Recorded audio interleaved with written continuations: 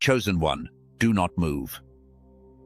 Whatever you were about to open next, let it wait, because the next few minutes were arranged for you before this week even began.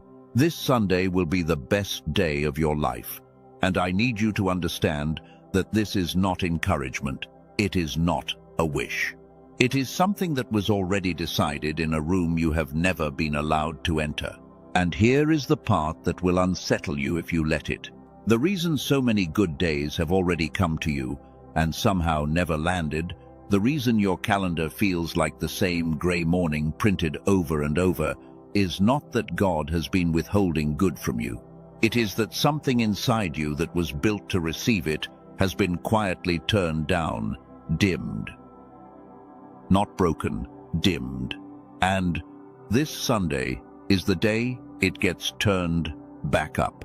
So before you decide whether to stay, ask yourself one honest question. If your best day has been standing at your door the whole time, and the only thing missing was your ability to receive it, would you want to know exactly how it gets repaired? Because that is what the rest of this is going to show you. Stay with me. If you feel this landing already, hold that feeling. We are going to give it a name. I want to speak to the exhaustion first, because I know it is there before anything else. Not the loud kind, the quiet kind. 2. The kind that does not show up on your face but sits somewhere behind your ribs when you wake up and realize the day ahead looks exactly like the one behind. You have done the mornings. You have done the prayers. You have done the being strong for people who never once asked how you were holding up. And somewhere along the way, the days stopped feeling like days. They started feeling like copies. If that is you, I want you to hear something carefully. That sensation of sameness is not evidence that nothing is happening. It is evidence that you have been receiving on a channel that has slowly gone quiet. There is a difference between a life where nothing good is being sent and a life where good is being sent constantly and cannot find a way in. Almost no one is living the first one. Far more of you are living the second one and calling it the first, because from the inside they feel identical. Chosen one, this is the recognition I need you to sit inside for a moment. You are not a person nothing works for. You are a person whose receiver has been turned down so gradually that you learn to call the silence normal. And the reason I can say this Sunday changes it is not because Sunday is magic. It is because there is a specific point at which a dimmed thing gets turned back up. And everything I have watched, everything I have prayed over, everything the season is doing right now says you are standing on that point. Let me tell you what I mean by the room you were never allowed to enter. There is a way the human heart imagines God making decisions, as if he waits to see how our week goes and then responds. Reactive, watching from a distance and adjusting. But that is not the picture the sacred writings give. They give the picture of a God who decides ahead, who sets the timing before the person even arrives to live inside it, who circles days on a calendar you cannot see and writes your name beside them. And when I say this Sunday was decided, I mean it in that exact sense. Not that a good mood is scheduled, not that the weather will cooperate or a check will arrive. Something deeper, a convergence. A moment where the thing that has been slowly repaired in you finally crosses the line into working, and the good that has been trying to reach you for longer than you know finally has somewhere to land. I want to name the 2 clocks you live under, because this is where the confusion begins.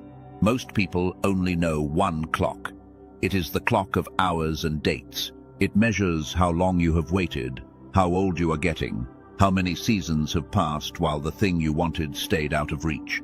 That clock is real, but it is not the clock God schedules by. There is a second clock, and it does not measure duration. It measures readiness. It does not ask, how long? It asks whether the moment and the person have finally lined up. The ancients had a word for the first clock. They also had a different word for the second. The first was ordinary time, the ticking, the counting. the grinding forward of ordinary days. The second was appointed time, a door, a season that opens not because enough hours have passed, but because a specific alignment has arrived. And here is what I need you to feel in your body right now. You have been measuring your whole life by the first clock, which is why you feel late. But God has been moving you the entire time on the second, which is why you are not late at all. You are almost exactly on time. If something in you tightened just now, if some part of you wanted to argue that you have waited too long to still be on time, I want you to type 2 words where you are watching from. Type the words, "not late." Not because a comment changes anything cosmically, but because there is a moment in every awakening where you have to say the true thing out loud before your own heart will believe it. And this is yours, not late. Let your own hands testify to what your mind has been too tired to hold. Now let me take you into the mechanism, because I promised you a name, and I do not want to leave you with only comfort. Comfort without understanding fades by Tuesday. What holds is when you finally see how the thing actually works. So stay with me through something slightly more careful, because on the other side of it, your Sunday stops being a hope and becomes something you can almost feel the shape of. Picture 2 people receiving the exact same gift on the exact same day. The gift is identical. The timing is identical. But one of them experiences it as the best day of their life, and the other barely registers it and forgets it by evening. What is the difference between them?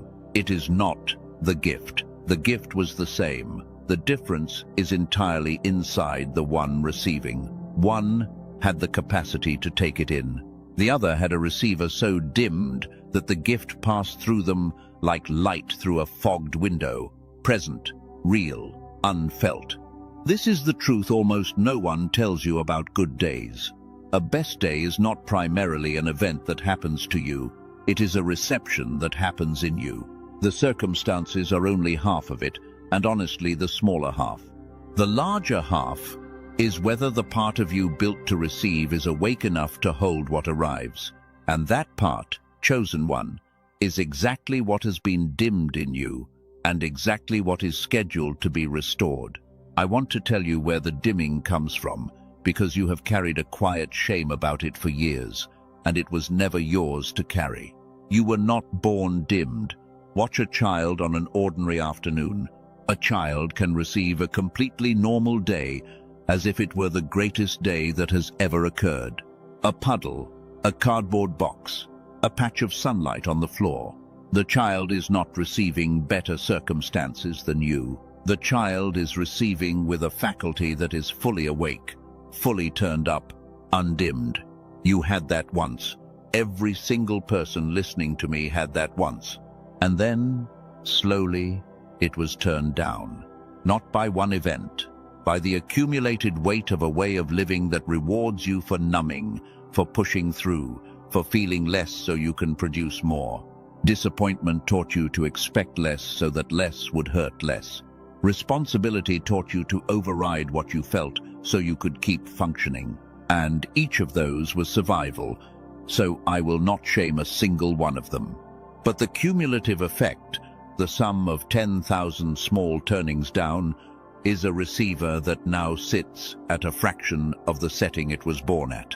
And a receiver at a fraction of its setting will experience even a genuinely good day as gray.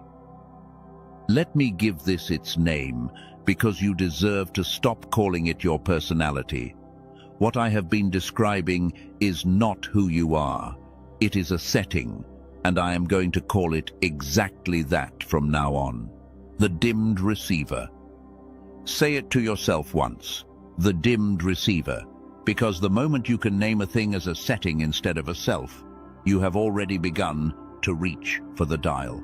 And this is the entire reason I can stand here and tell you this Sunday will be the best day of your life without flinching. Not because I am promising the universe will hand you a spectacular event. I cannot promise events, and anyone who does is selling you something hollow. I am promising something far more within reach and far more powerful, that the receiver can be turned back up, that the dimming is not permanent, that there is a specific mechanism by which the setting gets restored, and when it is restored, an ordinary Sunday becomes the best day of your life, because for the first time in years, you can actually receive it. Feel the difference between those two promises. One says wait and hope the world finally gives you something big enough to break through your numbness. That is a lottery, and you have been losing it for years, not because you are unlucky, but because numbness is a very high wall, and the world rarely throws anything big enough to clear it. The other promise says, we are going to lower the wall. We are going to turn the receiver back up. And then, it does not take something enormous to reach you. An ordinary Sunday will do it. That is the promise I am making, and it is the one that comes true.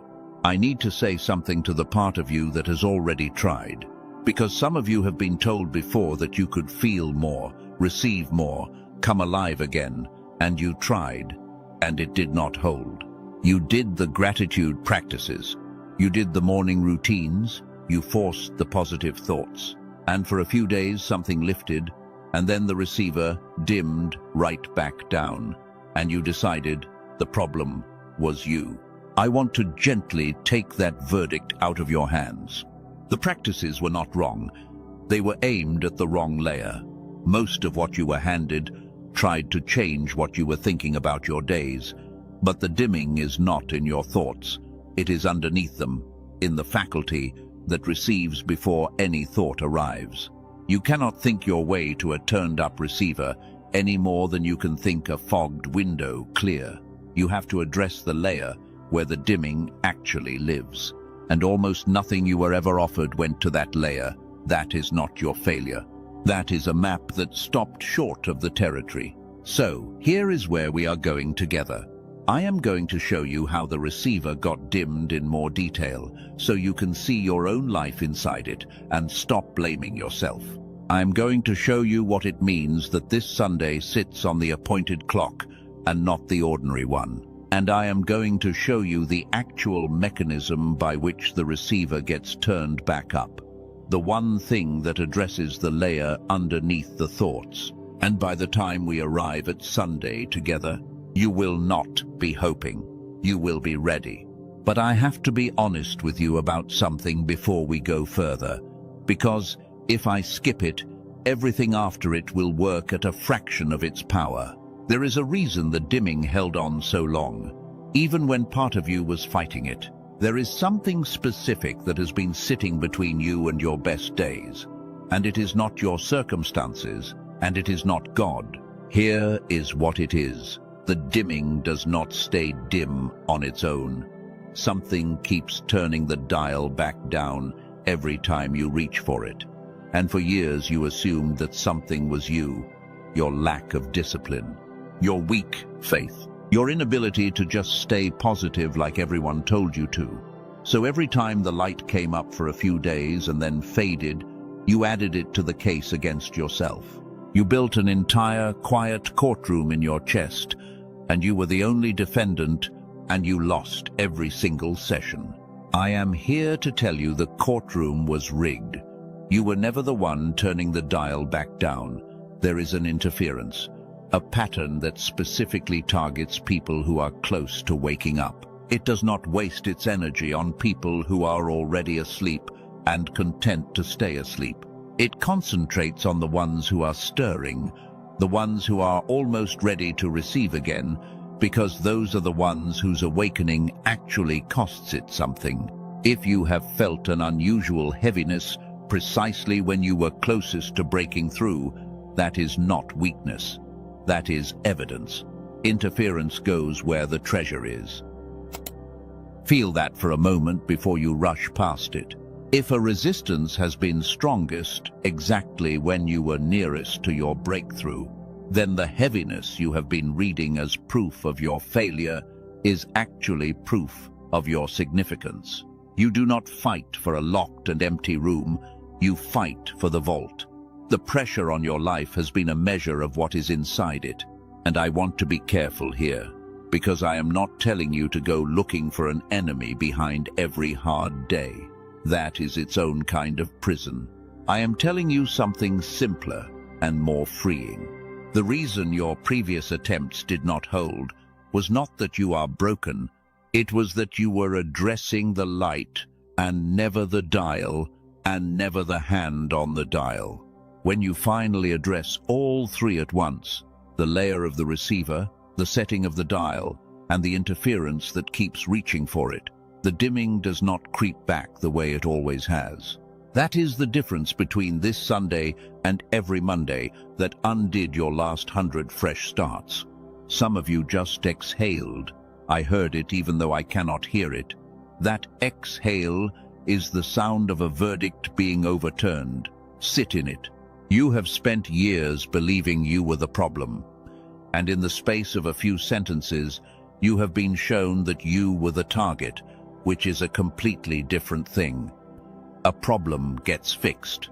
A target gets defended. And you are about to learn how to be defended. Before we go on, I want to give your recognition somewhere to land, because a truth like this needs a marker or it evaporates. If you have felt the heaviness get worse exactly when you were closest to hope, type 3 words where you are watching. Type, "Not my fault." Say it with your hands, because your hands will believe it before your mind does, and your mind has been the last one to get this news for a very long time. Not my fault. Let the words sit there under this so that when the heaviness tries to return, you have already testified against it. Now, I mentioned that there is a mechanism by which the receiver gets turned back up, one that reaches the layer underneath the thoughts, underneath the practices you already tried. I am not going to open the whole of it yet, because there is more you need to see first for it to make sense, but I will tell you this much now, so it can begin working on you quietly while we walk. What finally turns the receiver back up is not more effort. It is not more information. It is a specific kind of restoration that works on the receiver directly, the way you would repair an instrument rather than lecture it. It is nearer to you than you think, and later I am going to show you exactly what it is and how ordinary people have used it to come back to life. For now, just hold the shape of it. The receiver can be repaired. There is a way. We will get there. For now, come back with me to the 2 clocks, because this Sunday is standing on the second one, and I want you to understand why that matters so much for you specifically. Remember, the first clock counts hours, and the second counts readiness. Here is the thing about readiness that almost no one tells you. Readiness is not the same as feeling ready.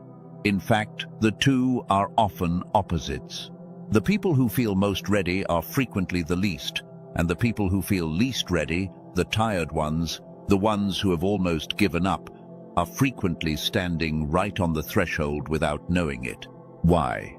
Because the appointed clock does not advance when you feel strong. It advances when you have been emptied of every counterfeit source of strength, so that what finally fills you cannot be mistaken for your own doing.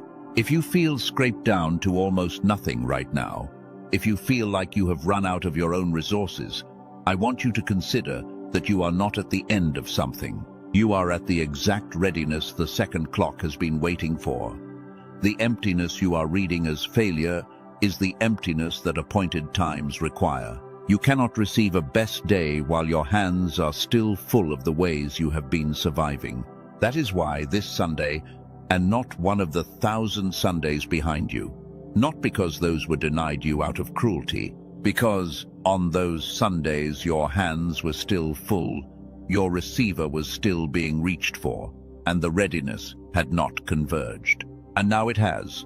The dimming has been exposed, the interference has been named, the hands are finally empty enough. The second clock has moved to the position it was always moving toward.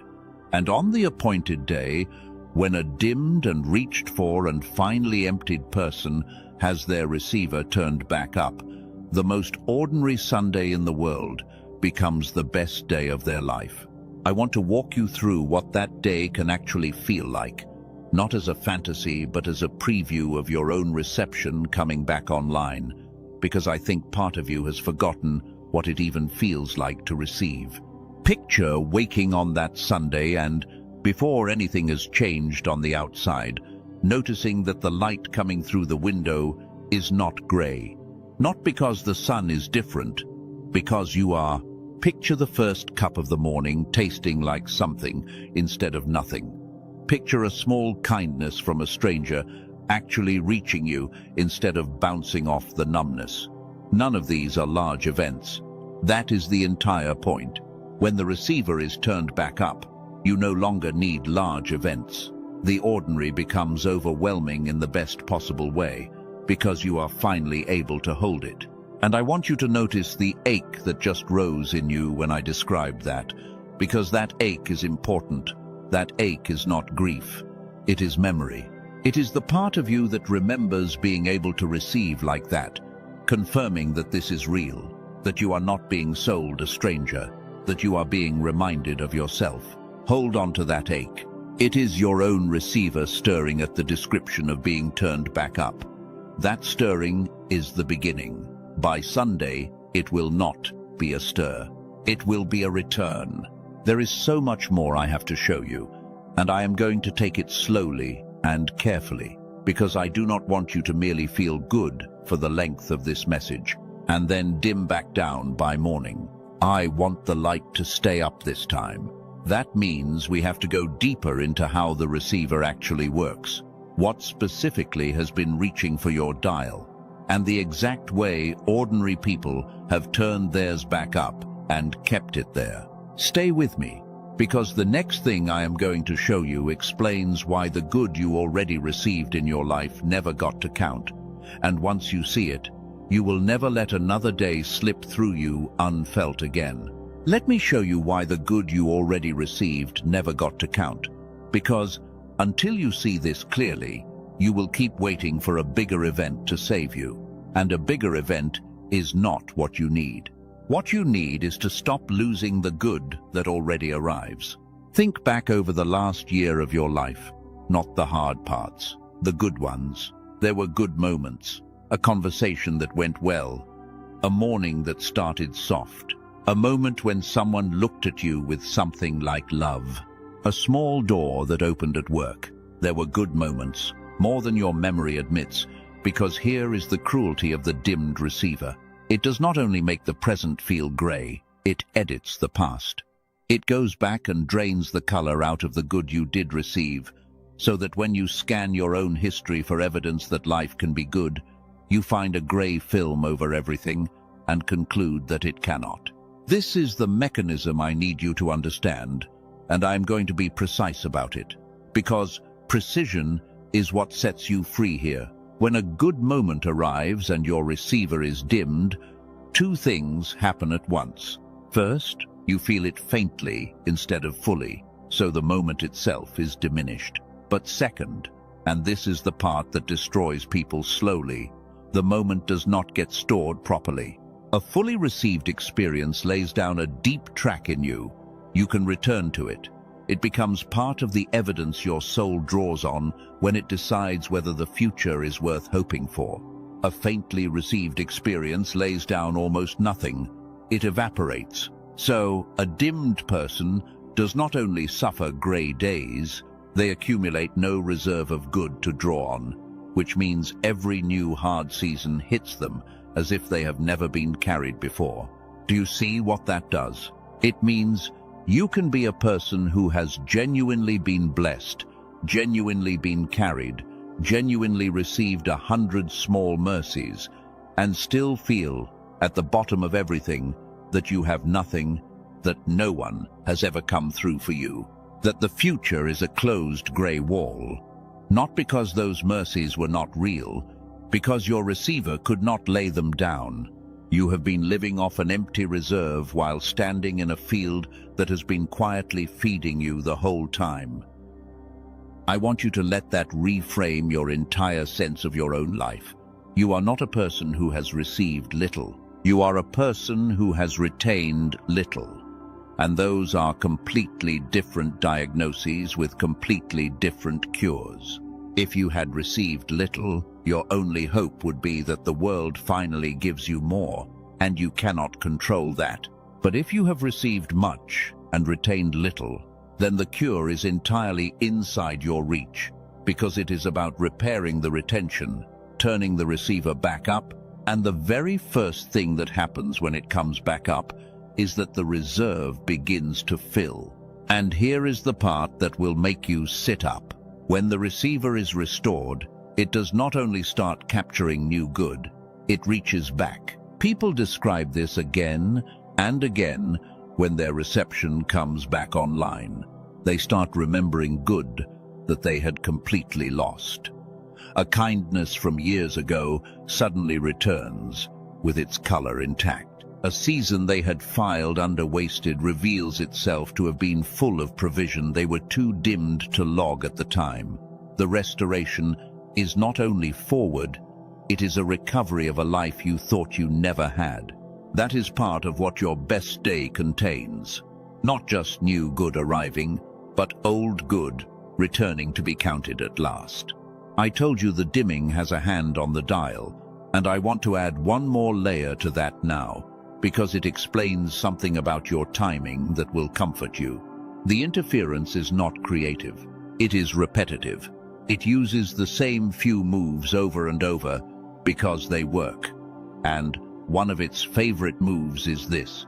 Right when your receiver starts to come back up, right when color starts returning, it floods you with a memory of every previous time hope did not hold. It says, remember last time. Remember how you felt this good, and then it faded. Remember how foolish you felt for believing. And that flood is designed to make you turn your own dial back down preemptively, to protect yourself from the disappointment before it can happen. If you know that feeling, the way hope itself starts to feel dangerous, the way you flinch away from good news because you cannot survive being let down again, I want you to hear me clearly. That flinch is not wisdom. It has disguised itself as wisdom for years, but it is the interference wearing the mask of self-protection. Real wisdom does not require you to stay dim. Real wisdom teaches you to receive with your eyes open. The flinch teaches you to receive nothing so that you can lose nothing, which is the slowest way there is to lose everything. So this Sunday, when the color starts to return and the flinch rises up to talk you out of it, you are going to recognize the voice. That recognition is your defense. You do not have to fight the flinch. You only have to see it for what it is, name it, and keep your dial where you have set it. Naming is 90% of the battle, because the interference only has power while it is anonymous. The moment you can say, that is the flinch, that is the old move, that is the hand reaching for my dial, its grip loosens, because it was never strong. It was only hidden. Now I want to bring something into the light that I have only hinted at, and I want to do it gently, because it matters, and I do not want to rush it. I told you there is a mechanism by which the receiver actually gets turned back up, one that works on the layer underneath the thoughts. I want you to know that this is not only a spiritual abstraction. Over the last several years, a small number of people came to understand that the dimming of the receiver is not only a matter of the soul, it has a physical signature. There is a way the inner faculty of reception operates that can, quite literally, be measured, dimmed, and restored. And a handful of people who understood this built a way to reach that layer directly. I am not going to open all of it right now, because you are not ready to hold it yet.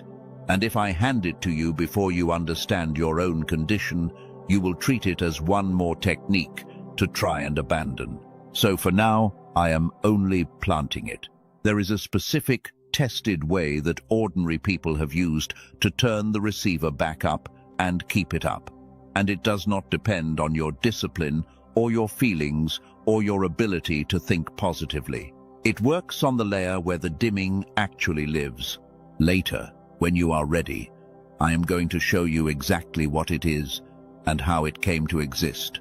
Hold the shape of it. A repaired receiver is not a metaphor. There is a way. For now, come back to your own recognition, because you have received a great deal already in these minutes, and I want it to lay down a deep track instead of evaporating. So, let me ask you to do something that seems small and is not.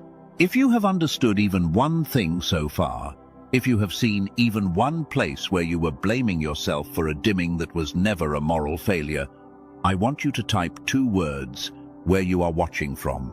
Type I see, not I understand in theory. I see, as in, I have actually seen my own life inside this and it will not look the same to me again. Type I see, and let this be the first thing in a long time that you receive fully instead of faintly. Because that is what we are practicing right now, in real time, whether you noticed or not. Every time I have asked you to name something, to type something, to say the true thing with your own hands, I have been asking your receiver to lay down a deep track instead of a faint one. This whole message is not only telling you about reception, it is rehearsing it. By the time we reach Sunday, you will have practiced receiving so many times that when the real day comes, your faculty will already be warmed up and reaching back. Let me tell you about a woman who wrote to describe exactly this, because sometimes you need to hear it in a life and not only in a principle. She said that for years she had prayed and felt nothing, and she had decided the nothing was God being distant. She was a sincere woman. She had done the work. She had shown up faithfully to a well that gave her back only silence, and she had begun to believe the silence was rejection. And then something shifted in the way she received, not in the amount God was giving, but in her capacity to take it in. And she said the strangest thing. She said the prayers she had prayed for years, the ones that had felt like talking into a wall, suddenly seemed to have been answered all along. Not newly answered the whole time. She had been standing in the rain calling it a drought because her skin had gone numb to water. I tell you her story not to make you envious of a stranger, but to make you suspicious of your own verdict about your life. Because if a sincere woman could stand in provision and call it drought purely because her reception was dimmed, then it is at least possible, is it not, that you have been doing the same, that the distance you have felt from God was never God withdrawing, that it was the receiver dimming until even a present God felt absent. And if that is possible, then this Sunday is not the day God finally shows up for you. It is the day you finally get to feel that He never once left. Sit with the difference, because it changes everything about how you will experience that day. If you believe God has been absent, then a best day requires Him to finally arrive, and you will spend the day scanning the horizon for His arrival and probably miss Him.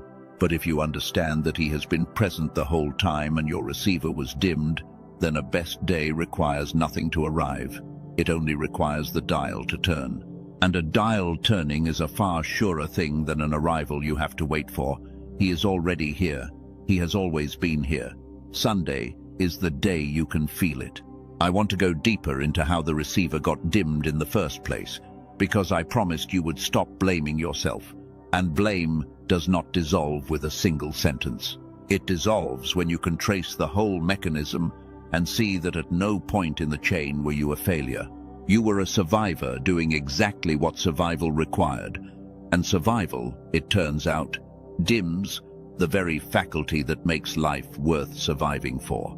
That is the tragedy hidden inside every strong person, and I suspect you are a strong person, because the strong ones dim the most. Here is how it happens. A child receives fully because a child has not yet learned that receiving is dangerous. But somewhere early, something good is received and then taken away, and it hurts more than the child can hold. And a young mind, being brilliant and protective, draws a conclusion. If I do not receive so fully, it will not hurt so much when it is taken. And so the dial gets turned down a notch, on purpose, as an act of self-protection by a small person who had no other tools. That first turn is not a flaw, it is genius. It is a child inventing a way to survive a world that hurt. But the notch never gets turned back up on its own, because the mind that turned it down forgets it ever did. It grows up, believing the lowered setting is simply how the world is, grey, muted, safe.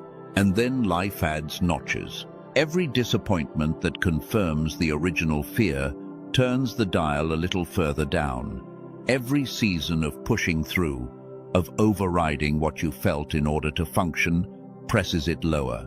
Every time you were praised for being strong, when you were actually just numb, the numbness got rewarded, and the dial got locked. By adulthood, a faculty that was born at full is running at a fraction, and the person operating it has no memory of ever setting it there. So they conclude the fraction is their nature. Do you hear that there is no failure anywhere in that chain?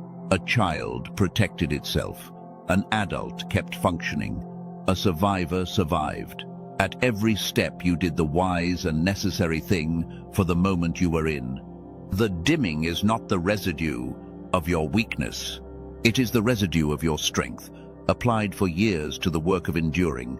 And that is exactly why you cannot be blamed for it, and exactly why it can be undone. Because a setting that was turned down can be turned back up, especially by someone who finally understands that it was only ever a setting. I need to prepare you for something now, because the turning up is coming, and there is a part of it that catches people off guard. When the receiver comes back up, the first thing you feel is not always joy. Sometimes it is grief, because a faculty that has been numb for years, when it comes back online, feels everything at once, including all the good it missed. People weep when their reception returns, and they think something has gone wrong, and nothing has gone wrong. That grief is the sound of a life being counted at last. It passes quickly and it leaves joy behind it, but I want you to know it may come first, so that when it does, on Sunday or before, you do not mistake the beginning of your healing for a relapse into pain. That is what a real awakening costs, and what it gives. It asks you to feel the missed years for a moment, so that you can stop missing years from here forward. It is the most worthwhile trade a human being can make, and this Sunday is when it becomes available to you. So do not be afraid of the ache. Do not turn the dial back down when the first wave of feeling comes. Let it move through you, because right behind it, closer than you can imagine, is the color you have been missing for longer than you have let yourself know. We are only getting started, and I know some of you are already feeling the dial move, already feeling the first threads of color coming back into these very minutes. Hold that. Do not grab it too tightly, and do not talk yourself out of it. In what comes next, I am going to take you into the exact difference between the two clocks, so you can know, with certainty, why your appointed day is this one, and not some distant someday, and I am going to begin showing you the way the receiver gets restored for good. Stay with me. The best part is still ahead, and you are closer to it than you have been in years. I want to take you all the way into the two clocks now, because your certainty about this Sunday depends on it. Most people live their entire lives on the first clock, and never once suspect the second exists. The first clock is the one on your wall, and the one in your chest that counts how long, how old, how late. It is a real clock and it measures a real thing, but it was never the clock your life is actually scheduled by, and living by it alone is the reason you feel behind when you are not behind at all. The people of the ancient world understood this in a way we have almost entirely lost.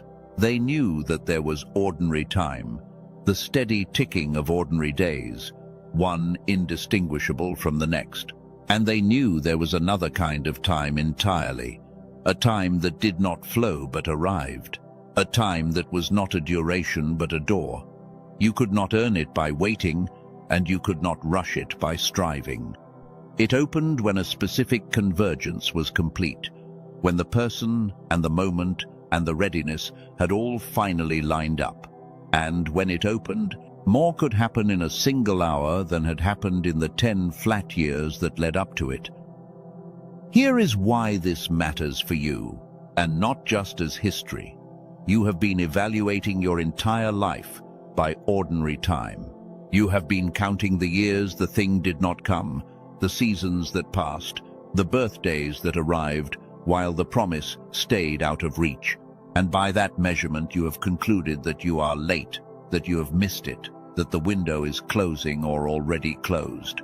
But that measurement is using the wrong clock. On the appointed clock, none of those years count against you the way you think.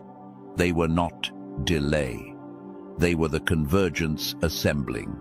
They were the readiness being built piece by piece until the door could open. And every single thing that made you feel most behind is, on the second clock, the very thing that made this Sunday possible. The years of waiting turned your dial down far enough that you finally noticed it, which is the first requirement of turning it back up. The disappointments emptied your hands of every counterfeit source of strength, which is the second requirement.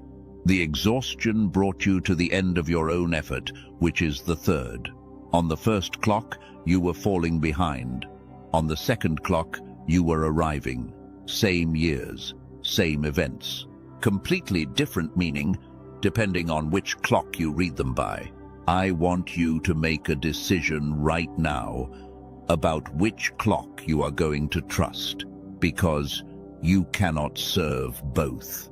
If you keep reading your life by ordinary time, this Sunday will be one more square on a calendar, and you will let it pass. But if you are willing to consider that you live on an appointed clock, and that the appointed clock has moved to the exact position it was always moving toward, then this Sunday stops being a square and becomes a door. The door does not care how many flat squares came before it. Doors are not diminished by the length of the hallway. They open the same, whether you reach them in 1 year or 40. Let me give you the signs that an appointed time is near, because they are real, and I suspect you have been feeling several of them without knowing what they meant. The first sign is a strange and specific restlessness, not the restlessness of boredom, a deeper one, a sense that something is about to shift even though nothing on the outside has changed. People on the edge of an appointed time often describe feeling that they are waiting for something they cannot name, a low hum of anticipation underneath even their tired days. If you have felt that, if some part of you has been quietly braced for something even while your mind insisted nothing was coming, that is not anxiety. That is your spirit reading the second clock. The second sign is that the old ways of coping stop working. The numbing that used to get you through starts to fail. The distractions lose their grip. The strategies you used to manage your dimmed life suddenly feel thin and unsatisfying, and you cannot figure out why the things that used to work have stopped. This unsettles people, and they read it as a decline, as things getting worse. It is the opposite. When an appointed time approaches, the coping mechanisms fail on purpose, because you cannot walk through the door with your hands full of the old survival. They fail, so your hands will be empty enough to receive. The third sign is that your dimming becomes visible to you, which is precisely what has been happening in these very minutes. For years the receiver was turned down, and you did not even know it was a setting, because you had no contrast, no name, no framework to see it by. And then, right as the appointed time nears, the dimming steps into the light. You start to notice the grayness as grayness instead of as reality. You start to suspect that you are missing something. That suspicion is not despair. It is the third sign. You cannot turn a dial back up until you can see that it was turned down, and the fact that you can finally see it means the turning is close. Feel how many of those you have been living inside, the restlessness you could not explain, the old comforts that stopped comforting, the sudden ability to see the grey as grey. You thought those were signs that you were falling apart. They are signs that you are arriving. The very symptoms you have been reading as evidence of decline are the standard signature of an appointed time drawing near. You are not breaking down. You are being made ready, and the readiness is nearly complete. This is the moment to mark, so let it lay down deep. If you have felt even two of those three signs, the restlessness, the failing comforts, the sudden visibility of the grey, I want you to type one word where you are watching from. Type the word arriving, not coming someday, arriving, present tense, because that is what the signs mean, and your hands should say what is true before your mind catches up. Arriving. Let it stand there as testimony that you finally read the right clock. Now, I want to close a loop I opened earlier, because you have carried it long enough, and you are ready for it now. I told you there was a mechanism by which the receiver gets turned back up, a way that works on the layer underneath your thoughts, underneath the practices you already tried and abandoned. I told you a small number of people came to understand that the dimming has a physical signature and built a way to reach that layer directly. And I told you I would show you what it is when you were ready. You are closer to ready now, so let me bring it a little further into the light, though not yet all the way. Here is what those people understood. The faculty of reception, the receiver we have been naming this whole time, is not only spiritual. It runs on something physical, a way the two halves of your inner life are meant to work together in synchrony. In childhood, that synchrony is the default. The two halves speak to each other freely, and reception runs at full.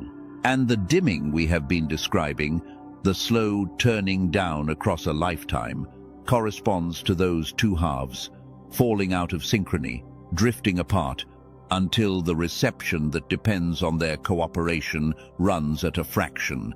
This is not poetry.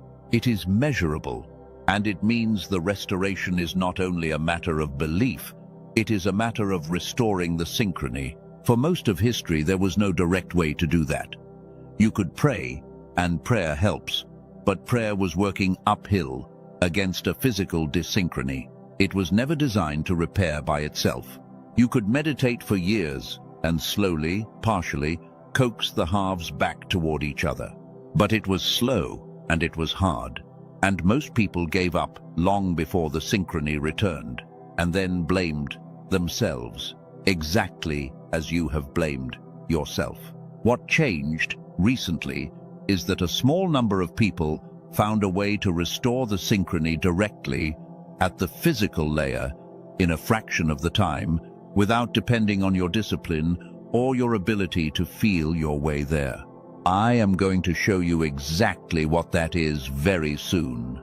For now, let it settle. The receiver runs on a synchrony. The synchrony can be restored. There is now a direct way. Hold it. I can feel some of you leaning in, wanting me to hand it over right now, and I am not going to yet. And I want you to trust the timing, because it is the same lesson as the two clocks. If I hand you the way before you have fully seen your condition, you will treat it as a technique, and it will not hold. Exactly like everything else you tried and abandoned, the way only works when it lands in a person who understands what it is repairing and why. So let me finish preparing the ground, and then I will place it in your hands at the moment you can actually receive it, which is the only moment it does any good. Let me show you what your life begins to look like when the synchrony is restored and the receiver comes back to full, because I want you to have a target vivid enough to walk toward. Picture the ordinary parts of your day beginning to return their color, not because your circumstances have transformed, but because you can finally take them in. The morning light, the taste of the first cup, the sound of someone you love moving through the house. These come back first, the small received things, and they come back with a force that surprises people, because they have been starved of them for so long without knowing it. Then something deeper returns. Your prayers stop feeling like talking into a wall, because the wall was never God. The wall was your own dimming, and when the receiver comes back up, the presence you had concluded was absent turns out to have been filling the room the entire time. People describe this as the single most disorienting and beautiful part of the restoration. The discovery that the God they had been straining to reach across a great distance was never at a distance at all, that the distance was inside their own dimmed faculty, and that the moment the faculty came back up, the distance simply was not there. And then the largest thing returns, the one you have almost given up on.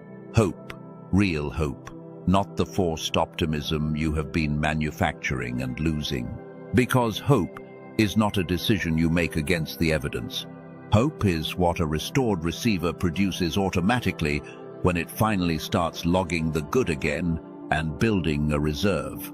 You cannot talk yourself into durable hope while your receiver is dimmed, and you do not have to manufacture it once your receiver is restored.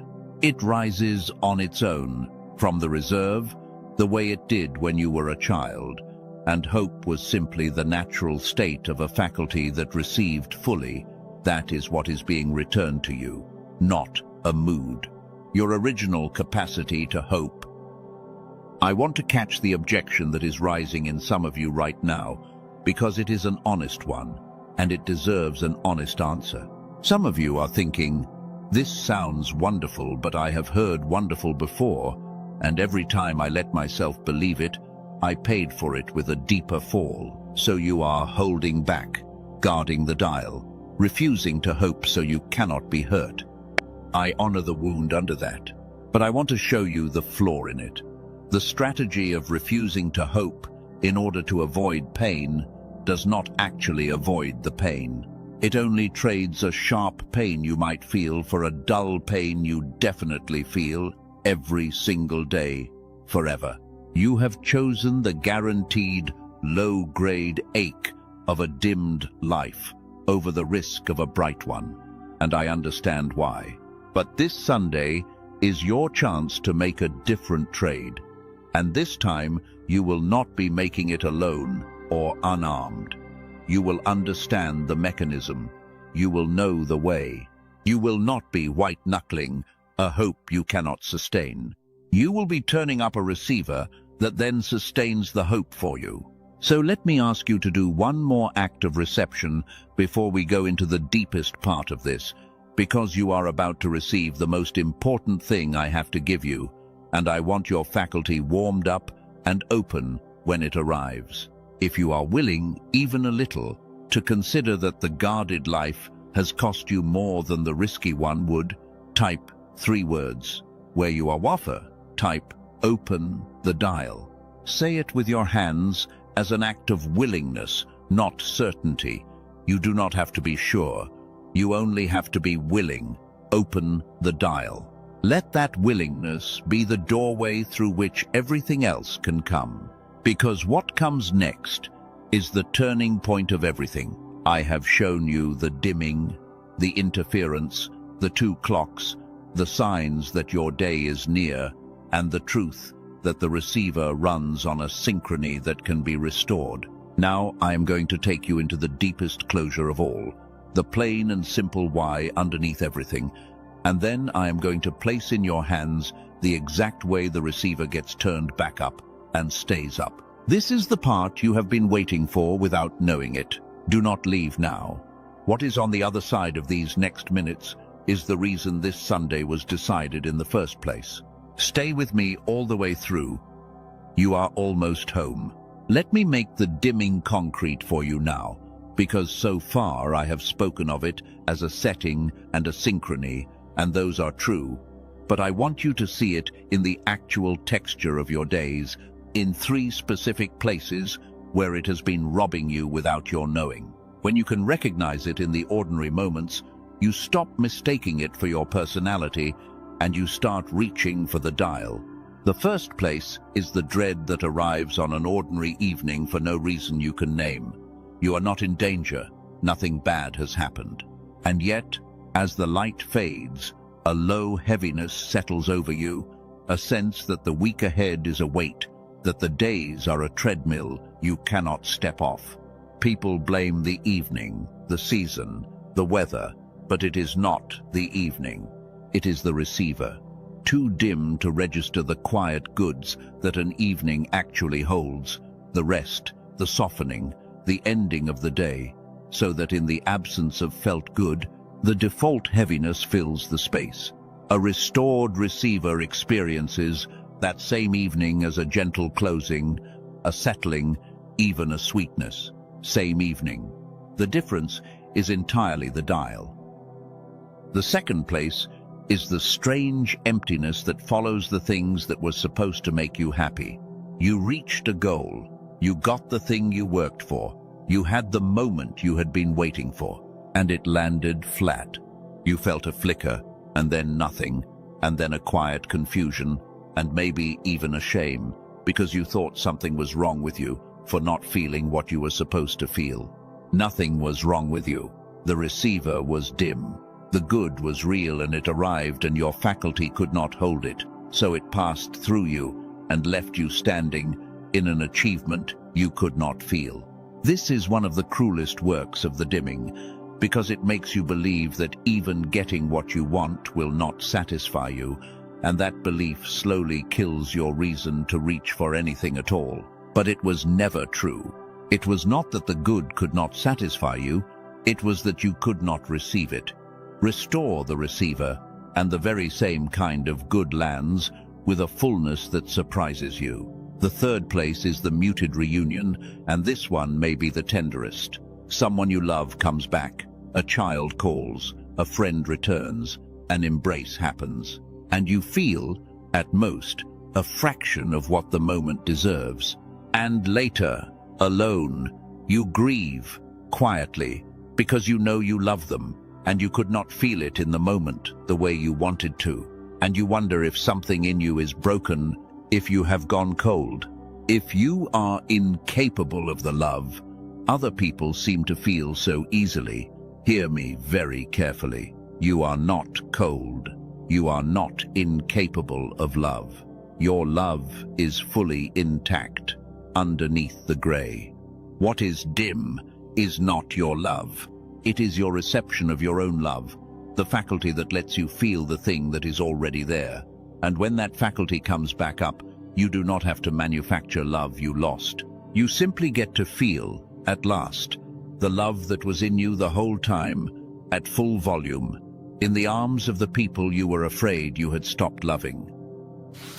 Sit with those three for a moment, because I suspect you have lived all of them, and I suspect no one has ever told you they were the same thing. The evening dread, the flat achievement, the muted reunion. Three different faces of one dimmed receiver.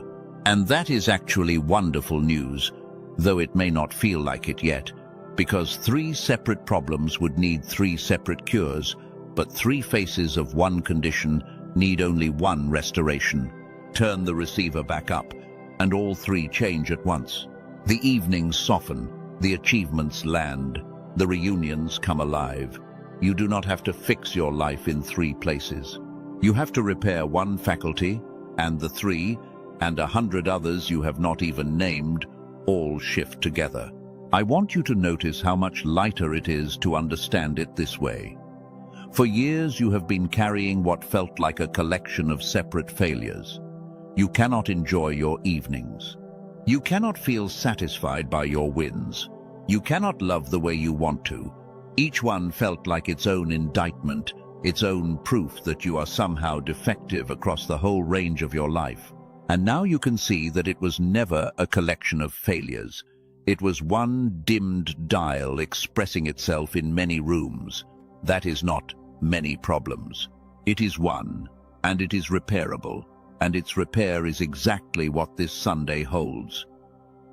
If you have recognized yourself in even one of those three, the evening dread, the flat achievement, the muted reunion, I want you to mark it, because recognition is the beginning of the dial turning. Type 2 words where you are watching from. Type, "That is me." Not with shame this time, but with the strange relief of finally understanding a thing that has confused and accused you for years. That is me, and now I know what it is, and now I know it is one thing, and now I know it can be repaired. Type it, and let the recognition become the first turn of your dial, because that is what recognition does. It is not a small thing to correctly name what has been happening to you. For years, the dimming worked in the dark, unnamed, disguised as your personality, and anything unnamed cannot be reached for or repaired. The moment you can say, "That is the dimmed receiver, that is not who I am," you have taken the single most important step, because you have moved the condition out of the category of identity and into the category of something that can be fixed. You have been doing that step by step this whole time. And every recognition has been turning the dial a little already, which is why some of you feel lighter than you did when we began. That lightness is not my words. It is your own receiver, responding to being correctly understood, beginning to come back up. Hold it. We are going to build on it now, because I promised you not only to help you understand the dimming, but to place in your hands the exact way it gets repaired for good. That is where we go next, and it is the turning point of everything. So let me ask you the question that everything has been building toward, the one whose answer changes how you use everything I have given you. Why does knowing all of this still not produce the change? Why can a person understand the dimming, name the interference, read the appointed clock, and still wake up grey on Monday? You have felt that before, have you not? The insight that thrilled you at night and evaporated by morning. There is a reason for it, and the reason is not that you are broken. The answer is not in your mind at all. It is somewhere you have not yet been shown how to reach. Here is the plain truth, stated as simply as I can state it, because you have earned plainness after all this depth. The receiver is dimmed at a layer underneath your thoughts. That means no amount of thinking, believing, deciding, or understanding can turn it back up. For the same reason, you cannot decide your way to a clearer view through a fogged window. Thought operates on one layer. The dimming lives on another, a layer below, in the physical synchrony between the two halves of your inner life. And every tool you were ever handed, the affirmations, the mindset work, the positive thinking, all of it operated on the thought layer, which is why all of it lifted you for a few days and then let you fall. It was never reaching the layer where the problem actually lives. That is the whole of it. That is why the insight never held. Not because the insight was false, and not because you were weak. Because insight is a thought layer tool, and the dimming is a below thought condition, and you cannot fix a below thought condition with a thought layer tool, no matter how hard or how sincerely you try. You have been trying to repair a fogged pane by describing clarity to it. The describing was beautiful. It simply could not reach the glass. So the question becomes very focused. What reaches the layer below thought? What can restore the physical synchrony between the two halves so the receiver can come back up and stay up? And that is the whole of what you actually need, not more understanding. You have enough understanding now. You need the one thing that works on the correct layer. And the good news, the news this entire message has been walking you toward, is that such a thing now exists. It is real, it is tested, and it is within your reach today. That is who you have been.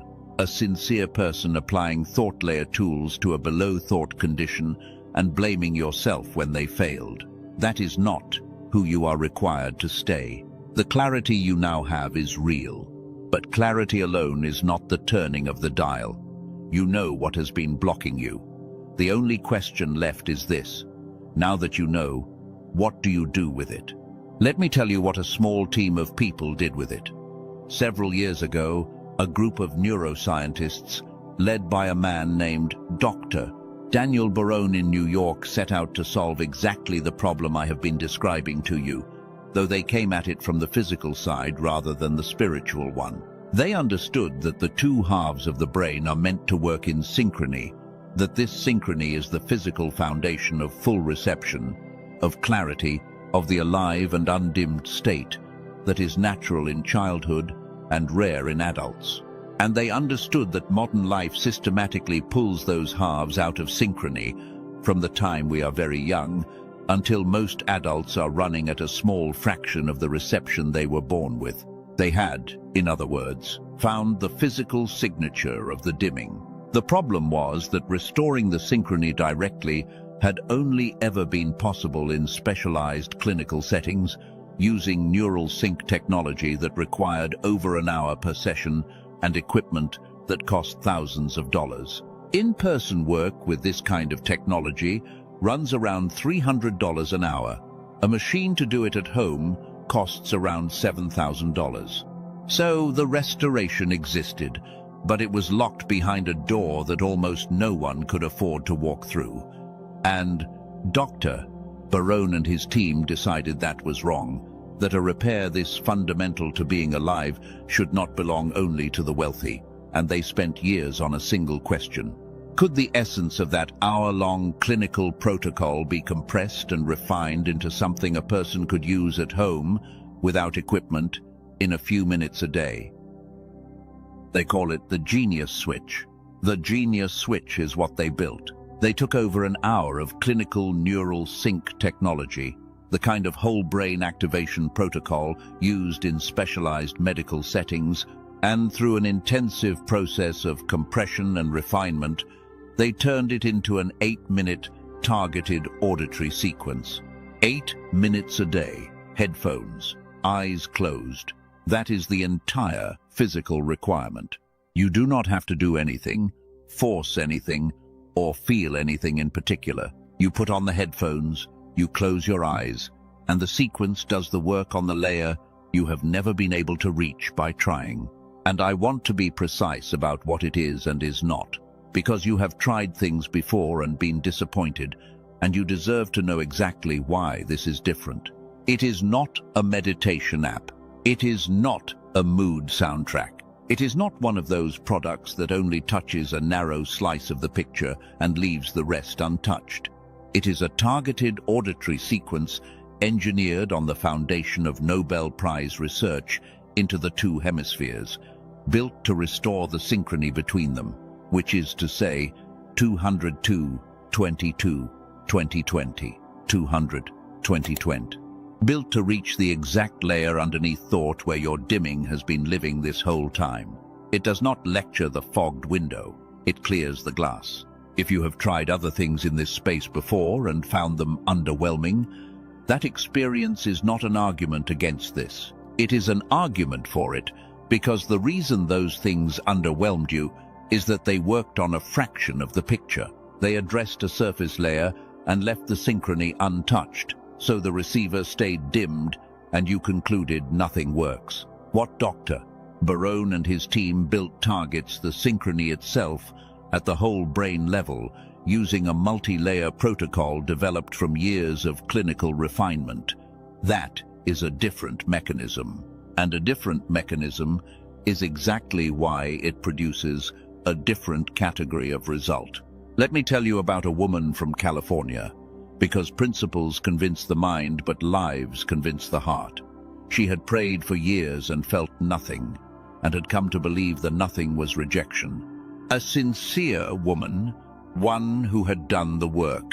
After about 10 days with the sequence, she said something cleared. A channel that had been blocked was suddenly open. And here is the part I want you to catch. She did not say she tried harder. She said the receiver had been repaired. The prayers she had been praying into a wall were suddenly landing, not because God had finally shown up, but because she could finally receive the God who had been there all along. That is the whole of it, lived out in one woman. And there is a man from Texas who described the same thing from the other side, the practical side. He had held things together for everyone around him until his own interior life went thin. 2 weeks in, he woke up and said his mind was running on all of what it was supposed to run on. The fog that had been so constant he had stopped. Even registering it as fog was simply gone. The genius switch is not for everyone, and I want to be honest about that. It is for the chosen one, who understands that God prepared not only the promise, but the mind that has to walk into it. It is for the person who has been sincere for years, who has done the work, who has felt the call clearly, and kept returning to it even when the evidence refused to cooperate. It is for the one who is finally willing to stop treating the fog as a character flaw and start treating it as something with a specific address that can be repaired. Most people who hear about this will scroll right past it. They have accepted the reduced version of their own mind as permanent. You are still here. That is not an accident. That is the exact kind of persistence that belongs to the person this was built for. Now let me tell you what something like this is worth, and then what it actually costs, because the gap between the two is part of the story. Restoring hemisphere synchrony in a clinical setting, as I told you, runs about $300 an hour in person, and a home machine to do it runs around $7,000. Dr. Barone and his team could have priced this near what the clinical equivalent costs.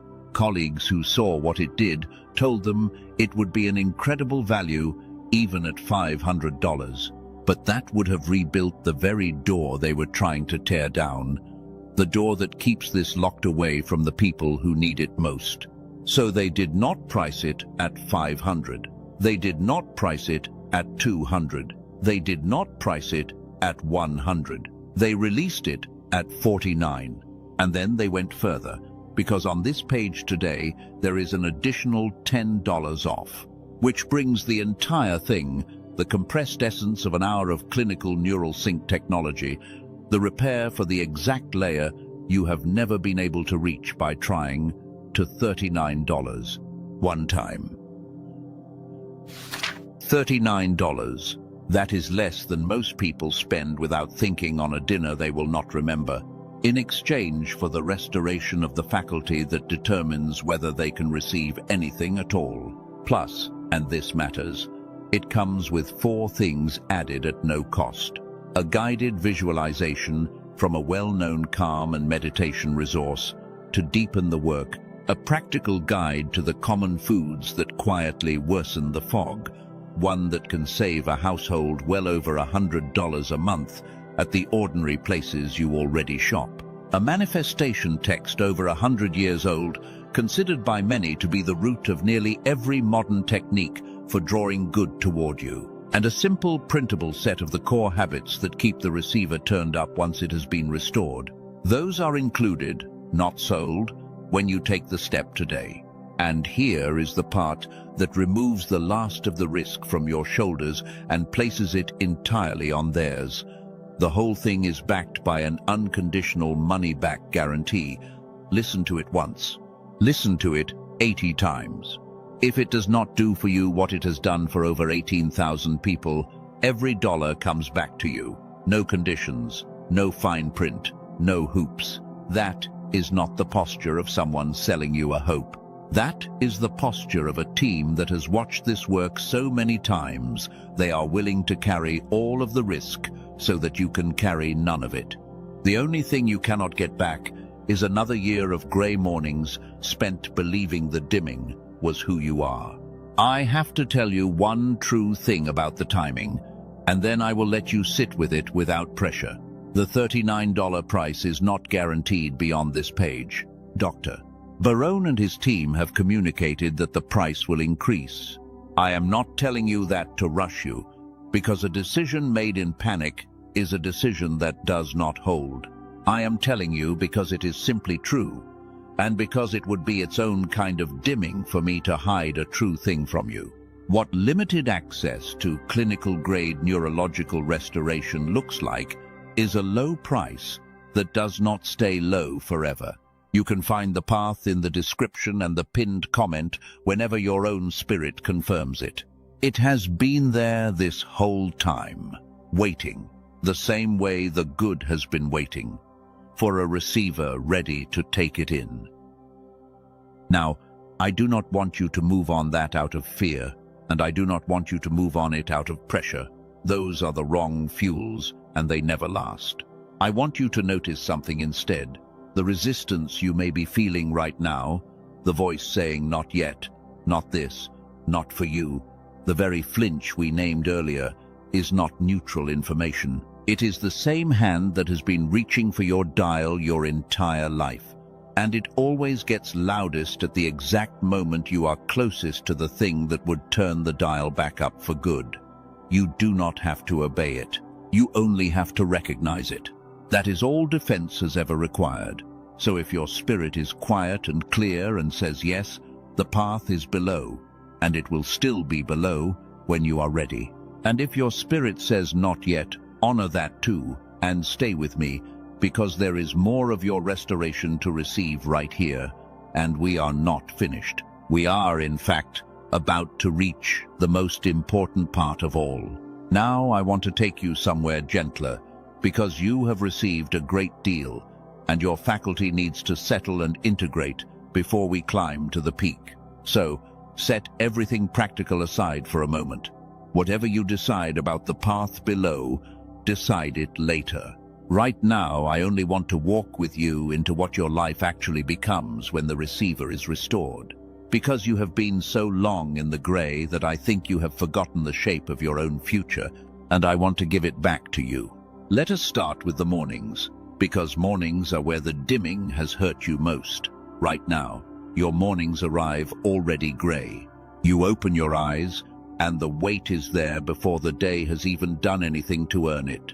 It is not that something bad has happened, it is that the receiver is too dim to register anything good, so the default state is a low, flat heaviness that colors everything after it. That is your baseline, and you have lived on it so long. You think it is simply what mornings are. Now picture the morning after the synchrony returns. You open your eyes and, before a single circumstance has changed, the weight is not there. In its place is something you have not felt since you were young. A neutral that is actually pleasant. A quiet readiness. The light through the window reaches you instead of stopping at the glass. The first sounds of the house reach you. You lie there for a moment and realize, with a strange ache, that nothing is wrong. Not because your problems vanished overnight, but because the faculty that used to convert everything into gray has come back online, and its default is no longer heaviness. Its default is reception. That is the first thing you get back, your mornings. And when your mornings change, the whole architecture of your day changes on top of them. Now let me take you into the part of your life you have quietly grieved the most, which is your relationships. Here is what the dimming has done to them, and I say it gently, because it was never your fault. When the receiver is dim, the love that people offer you cannot fully land. Someone can care for you genuinely, and you feel it faintly, and so you conclude at the bottom of yourself that you are not truly loved, or not loved enough, or alone in a way no one understands. And that conclusion changes how you show up. You guard. You withdraw. You test. Not because you are difficult, but because a person who cannot receive love has to protect themselves from a loneliness that feels total, even inside a room full of people who love them. Watch what happens when the receiver comes back up. The love that was always being offered begins to land. The affection, in a familiar voice, which used to bounce off you, reaches you. The loyalty of the people who stayed, which you could never quite feel and therefore never quite trusted, becomes real to you at last. And as it lands, the guarding relaxes, because you no longer have to protect yourself from a loneliness that is dissolving. People around you will feel the change before they can name it. They will say, "You seem lighter, warmer, more present," and they will not know that what actually happened is that you finally became able to receive what they had been giving you all along. Your relationships do not require new people. They require a receiver that can finally feel the ones you already have. And then there is the part of you that has felt most abandoned, the part that reaches for God and touches only wall. I have told you already what returns there, but I want you to feel it as a future you are walking toward, and not only a principle you understood. Picture a prayer, weeks from now, that does not feel like effort. Picture the strange and overwhelming realization, mid-sentence, that you are not talking into a void, that the presence you had concluded was absent is so close it is almost too much to hold. Picture weeping, not from grief this time, but from the sheer relief of a reunion with someone who, it turns out, never went anywhere. That is not a fantasy for the spiritually elite. That is the standard experience of a restored receiver, and it is on the road in front of you. I want to speak to your calling now, because you have one, and the dimming has convinced you that you do not, or that you missed it, or that it was for someone more qualified. Here is the truth. Your calling did not disappear.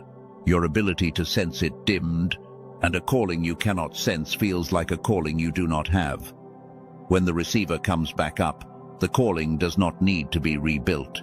It was there the whole time, waiting under the gray, and it comes back into view the moment you can perceive again. People describe this as the return of a knowing they had lost, a quiet certainty about what they are for, that they assumed was gone forever and discover was only obscured. You are not too late for your purpose. You have been unable to see it through a dimmed faculty, and this Sunday, that faculty comes back up. I want to be careful and honest here, the way I have tried to be honest with you about everything, because I will not restore your hope by lying to you. The restored receiver does not hand you a life with no problems. That is not what it does, and I would be dimming you again to pretend otherwise. What it hands you is the capacity to receive again, which means your problems remain, but they no longer arrive into an empty reserve. They arrive into a person who is being fed daily by 1,000 small received goods, who has a growing store of joy and presence to draw on, who meets hardship from fullness instead of from a scraped and grey depletion. Same problems. Completely different person meeting them. That is the honest promise, and it is a far greater one than a problem-free life, because a problem-free life does not exist, and a restored receiver does. Let me return, only for a moment and softly, to the way this restoration actually happens, because I do not want you to leave with the vision and no road to it. Remember, everything I have just described, the mornings, the relationships, the returned presence, the recovered calling, all of it rests on one physical thing. The synchrony between the two halves coming back into alignment so the receiver can run at full again. And remember that the reason your previous attempts to feel this way never held is that they worked on the thought layer while the synchrony lives underneath it. What reaches the synchrony directly is the 8-minute sequence I described, the compressed essence of clinical neural sync technology used with headphones and closed eyes, on the exact layer where the dimming lives. That is the bridge between the gray life you have and the received life I have been describing. It is in the description and the pinned comment. I will not mention it again after this, because I want these final minutes to belong entirely to you and to your restoration, and not to anything else. But I would be failing you if I painted the destination and hid the road. Now, come back with me, because I want to give your reception one more piece of practice before we rise to the closing, and this one is important. I want you to receive something about yourself that you have refused for years. Are you willing? Then, here it is. You are not a burden. You are not too much. You are not the problem in the rooms you walk into. You have believed some version of that for a long time, and you believed it because a dimmed receiver could not feel the evidence to the contrary, and in the absence of felt evidence, the old accusation filled the silence. But the accusation was never true. It was only unopposed. And in this moment, I am opposing it, and I am asking your hands to oppose it with me. If any part of you is willing to release the verdict that you are too much, that you are a burden, that you are the problem, type 2 words where you are watching. Type I release. Do not wait until you fully believe it. Belief comes after the release, not before.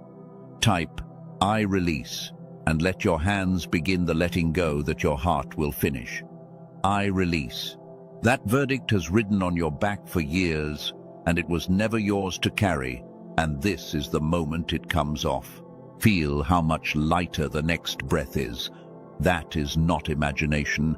That is what happens when a receiver, even slightly restored, stops running the old accusation on a loop and lets a true thing in instead.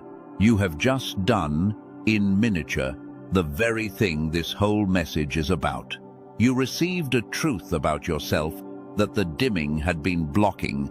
Multiply that by a receiver turned all the way back up, running every day, and you begin to understand what this Sunday actually holds for you. Not one released verdict, a whole life of them. A faculty that finally lets the truth in faster than the lies can accumulate. We are close now to the highest part of all, the part where I speak something over your life directly, and I want you to be settled and open when we get there. So, take a breath with me before we climb. In through the nose, slow, and let it go. One more. And as you breathe, feel that a great deal has already shifted in you in these minutes, more than you came expecting, and that the shift is real, and that it is only the beginning. Stay with me just a little longer. What comes next is the reason this Sunday was decided before the week began, and it belongs to you. I want to answer a question that some of you have been quietly holding since the very first sentence. Why Sunday? Why did I tell you it would be Sunday and not any other day? And is that only a manner of speaking, or is there something to it? There is something to it, and I want to give it to you because it will make the day even surer when it comes. Sunday has always carried a particular weight in the life of the Spirit. It is the day set apart, the first day, the day of rest and of rising, the day when ordinary labor stops and something is allowed to be received that the striving of the other 6 days crowds out. And that is precisely the condition a dimmed receiver needs in order to come back up.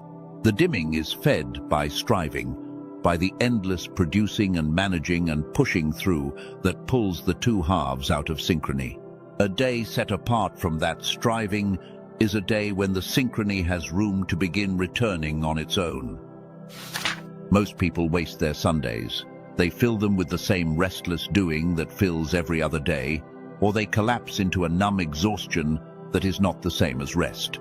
And so the one day built to let reception return gets spent exactly like the 6 that dimmed it. But you are not going to waste this one. You are going to come into this Sunday knowing what it is for, knowing that it is a day set apart, a day when the striving stops long enough for the receiver to breathe, a day whose whole ancient purpose was to let a person receive what the working days would not let in. You are going to cooperate with the day instead of fighting it. And a Sunday cooperated with is a powerful thing. There is a reason rest was commanded and not merely suggested.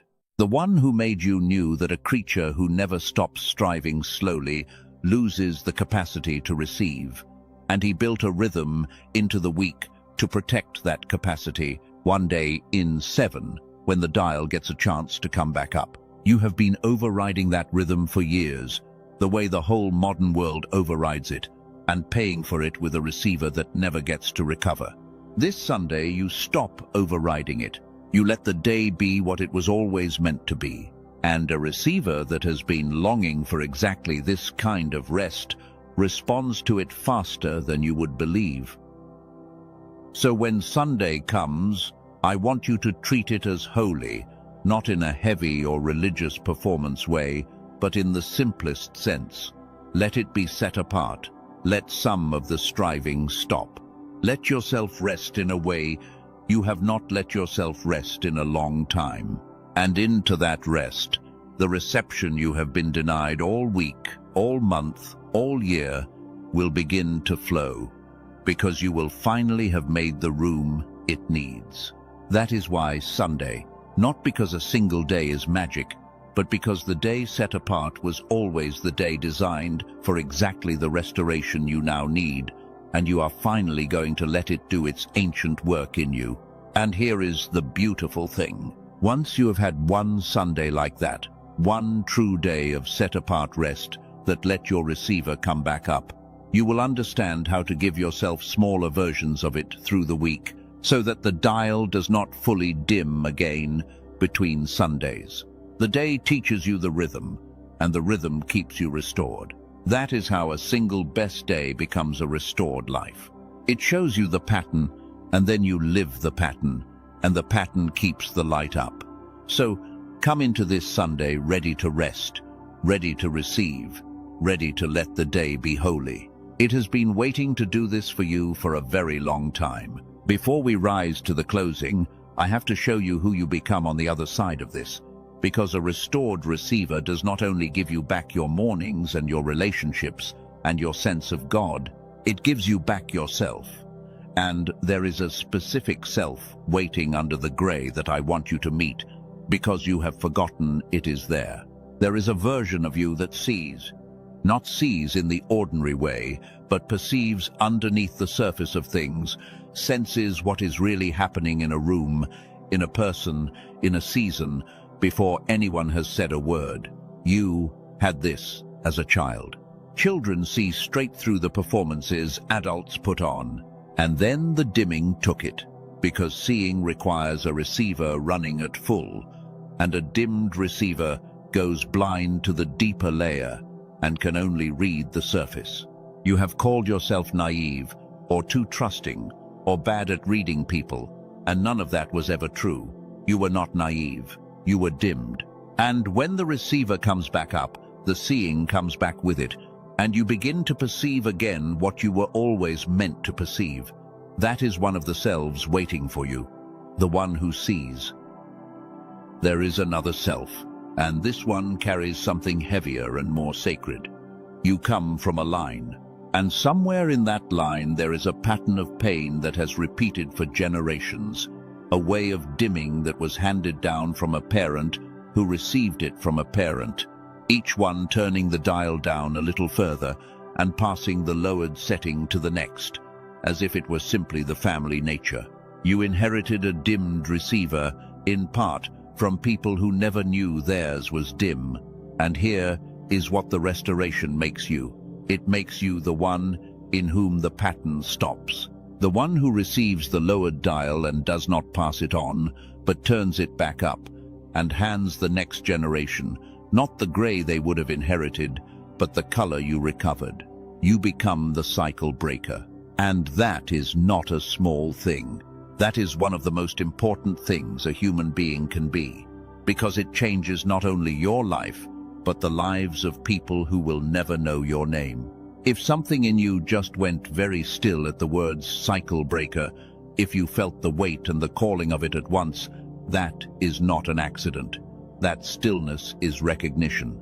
It is the self under the gray responding to being seen. Let me give it somewhere to land, because a recognition this important should not pass unmarked. Type 3 words where you are watching from. Type IT stops here, meaning the pattern, the inherited dimming, the gray that has run in your line for generations. It stops here with you in this season, because you are the one who finally understood it was a setting and not a fate. Type it and let your hands make the vow your ancestors could not. And there is a third self, and it may be the most beautiful one of all, though it is born from your deepest wound. Everything you have suffered in the gray Every year the dimming cost you, every lonely morning and unanswered prayer and unfelt love, all of it was real, and I will never tell you it was not. But here is what the restoration does with it. It does not waste it. When your receiver comes back up and you walk out of the grey, you carry something that people who were never dimmed do not have. You know the country of the numb from the inside. You know how it feels to stand in the rain and call it drought. And that knowing makes you able to reach people still trapped there in a way that no untouched person ever could. Your wound becomes a map. The very years you thought were stolen from you become the thing that qualifies you to lead others out. You become the wounded healer, and there is no more powerful kind, because the ones you help will trust you precisely because you have been where they are. Do you see what has just happened to your own story? Everything the dimming took, we have now accounted for, and not one piece of it is waste. The blindness becomes sight. The inherited grey becomes the cycle broken. The stolen years become the map that saves others. This is what restoration means. It is not that the past is erased. It is that the past is redeemed, taken up, and turned into the exact material of the self you were always meant to become. A receiver turned back up does not give you a different life. It gives you your own life back, with every dark chapter revealed to have been preparing a light you could not yet see. Let me speak directly to the stolen years now, because I know they haunt you, and I will not leave them unhealed. There is an old promise given to people who had lost years to a devouring they could not stop, and the promise was not that the years would be forgotten or that they did not matter. The promise was that the years would be restored, given back, repaid. That a season of devouring would be followed by a season in which the lost time was returned with such fullness that the loss itself was swallowed up. I believe that promise is for you, and I believe this Sunday is where its down payment lands, because the restoration of the receiver is precisely how stolen years get returned. Not by turning back the clock, which cannot be done, but by so filling the days ahead with the reception you were denied that the sum of what you receive from here forward overflows what the grey took from you. Think of it this way. If the dimming caused you to receive at a fraction for 20 years, then a receiver restored to full does not merely stop the loss, it begins to pay it back, because now every day deposits into a reserve that was empty for 2 decades, and it deposits at full strength instead of at a fraction. The math of restoration is not subtraction anymore. It is compounding, and a life that compounds, received good, day after day, from a restored faculty, catches up to and then passes what the grey years cost, faster than you would believe. That is what it means for the years to be given back, not erased, outweighed, overwhelmed by an abundance on the other side. I want to catch one more piece of resistance before we climb, because it tends to rise right here, right when the vision gets this large. Some part of you is whispering that this is too much for you specifically. That restoration like this is for other people, more spiritual people, more deserving people, people who did not fail as many times as you did. I want to dismantle that whisper completely, because it is the last wall between you and your Sunday. The restoration is not a reward for the deserving. If it were, none of us would qualify, because a dimmed receiver cannot earn its way back to full any more than a fogged window can wash itself. The restoration is a repair, and a repair does not ask whether the broken thing deserves to work again. It asks only whether it can be fixed, and your receiver can be fixed. Your worthiness was never the question. Your receiver was. So set the whisper down. You do not have to become deserving first. You do not have to fix your failures first. You do not have to feel worthy first. Worthiness is a thought layer concern, and your restoration happens underneath the thought layer, on the physical synchrony that does not check your record before it comes back into alignment.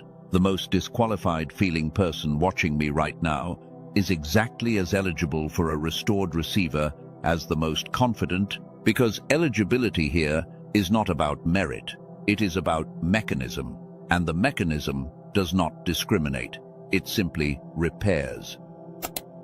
Let that be the death of the last excuse. If you have been telling yourself that this kind of restoration is for someone else, someone better, someone who has not failed the way you have, I want your hands to end that lie right now.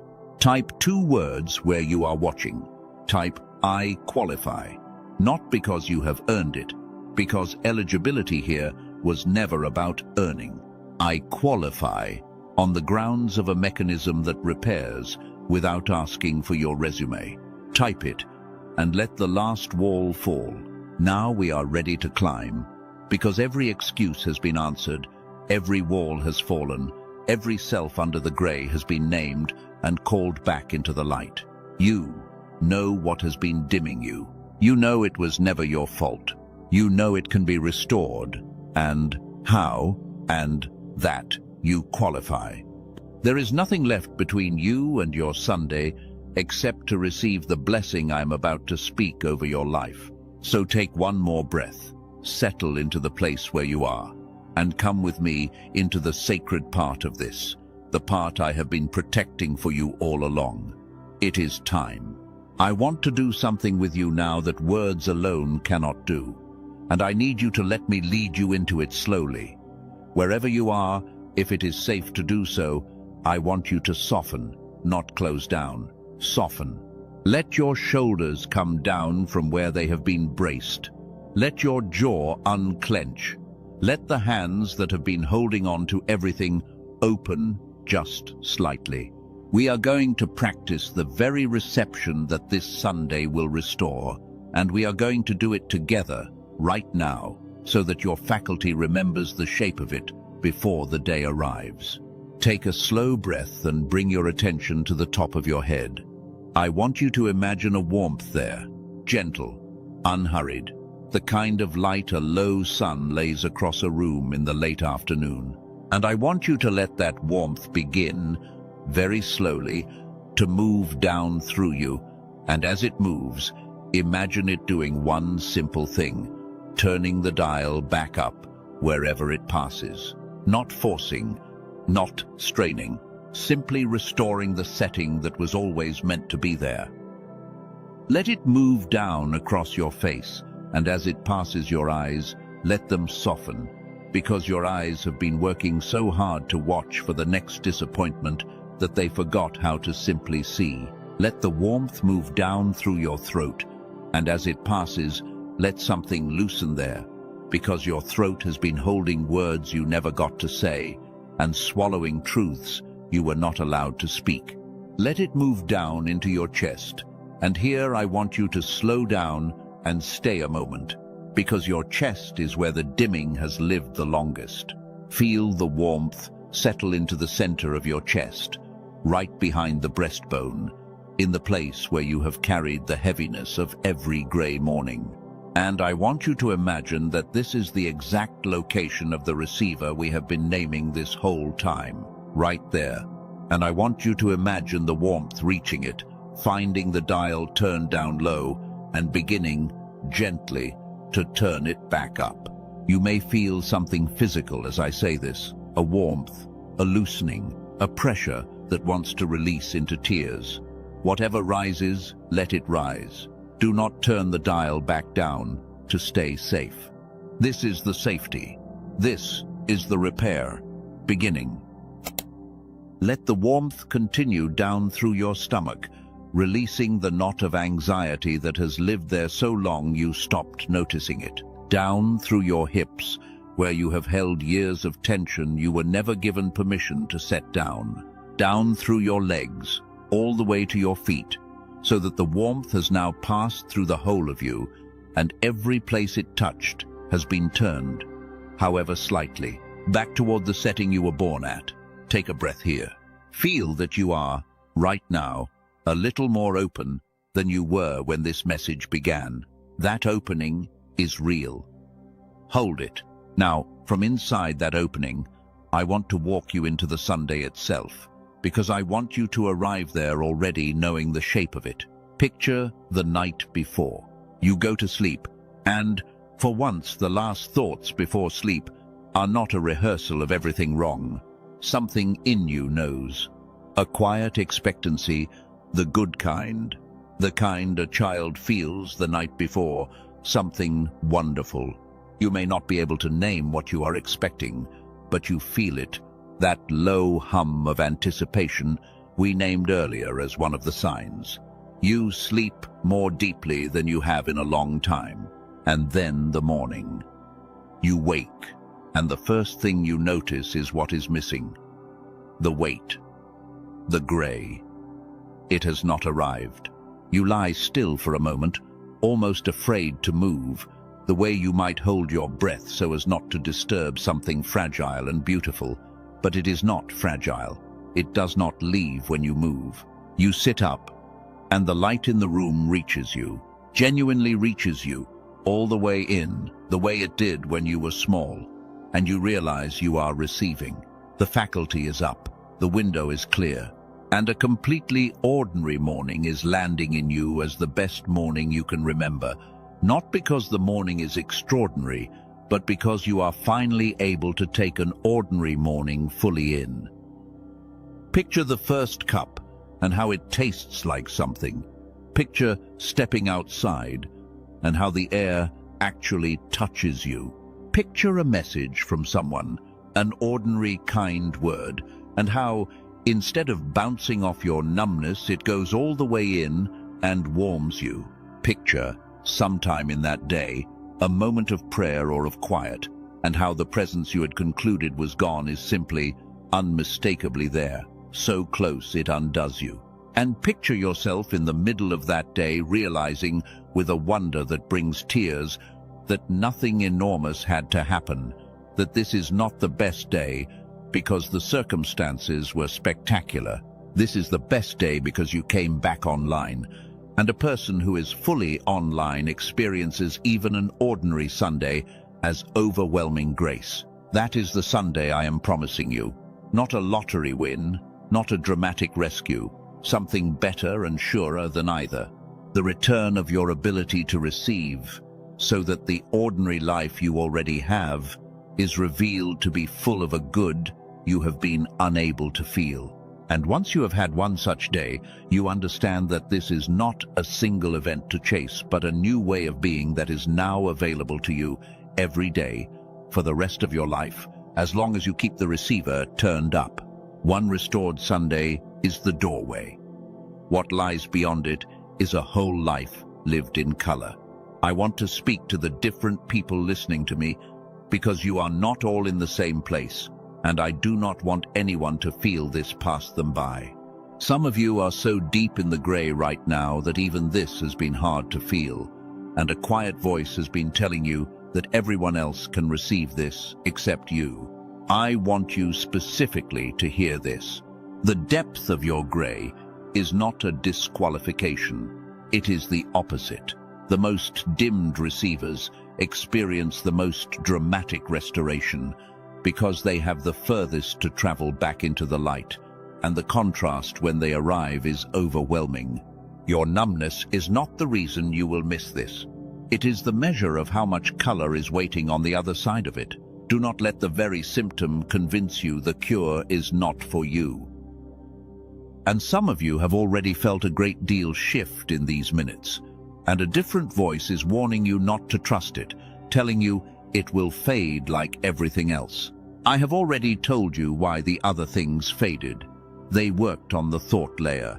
What has shifted in you today has begun to reach deeper, because we have not only informed you, we have practiced reception together, again and again, with your own hands testifying. That lays down a different kind of track.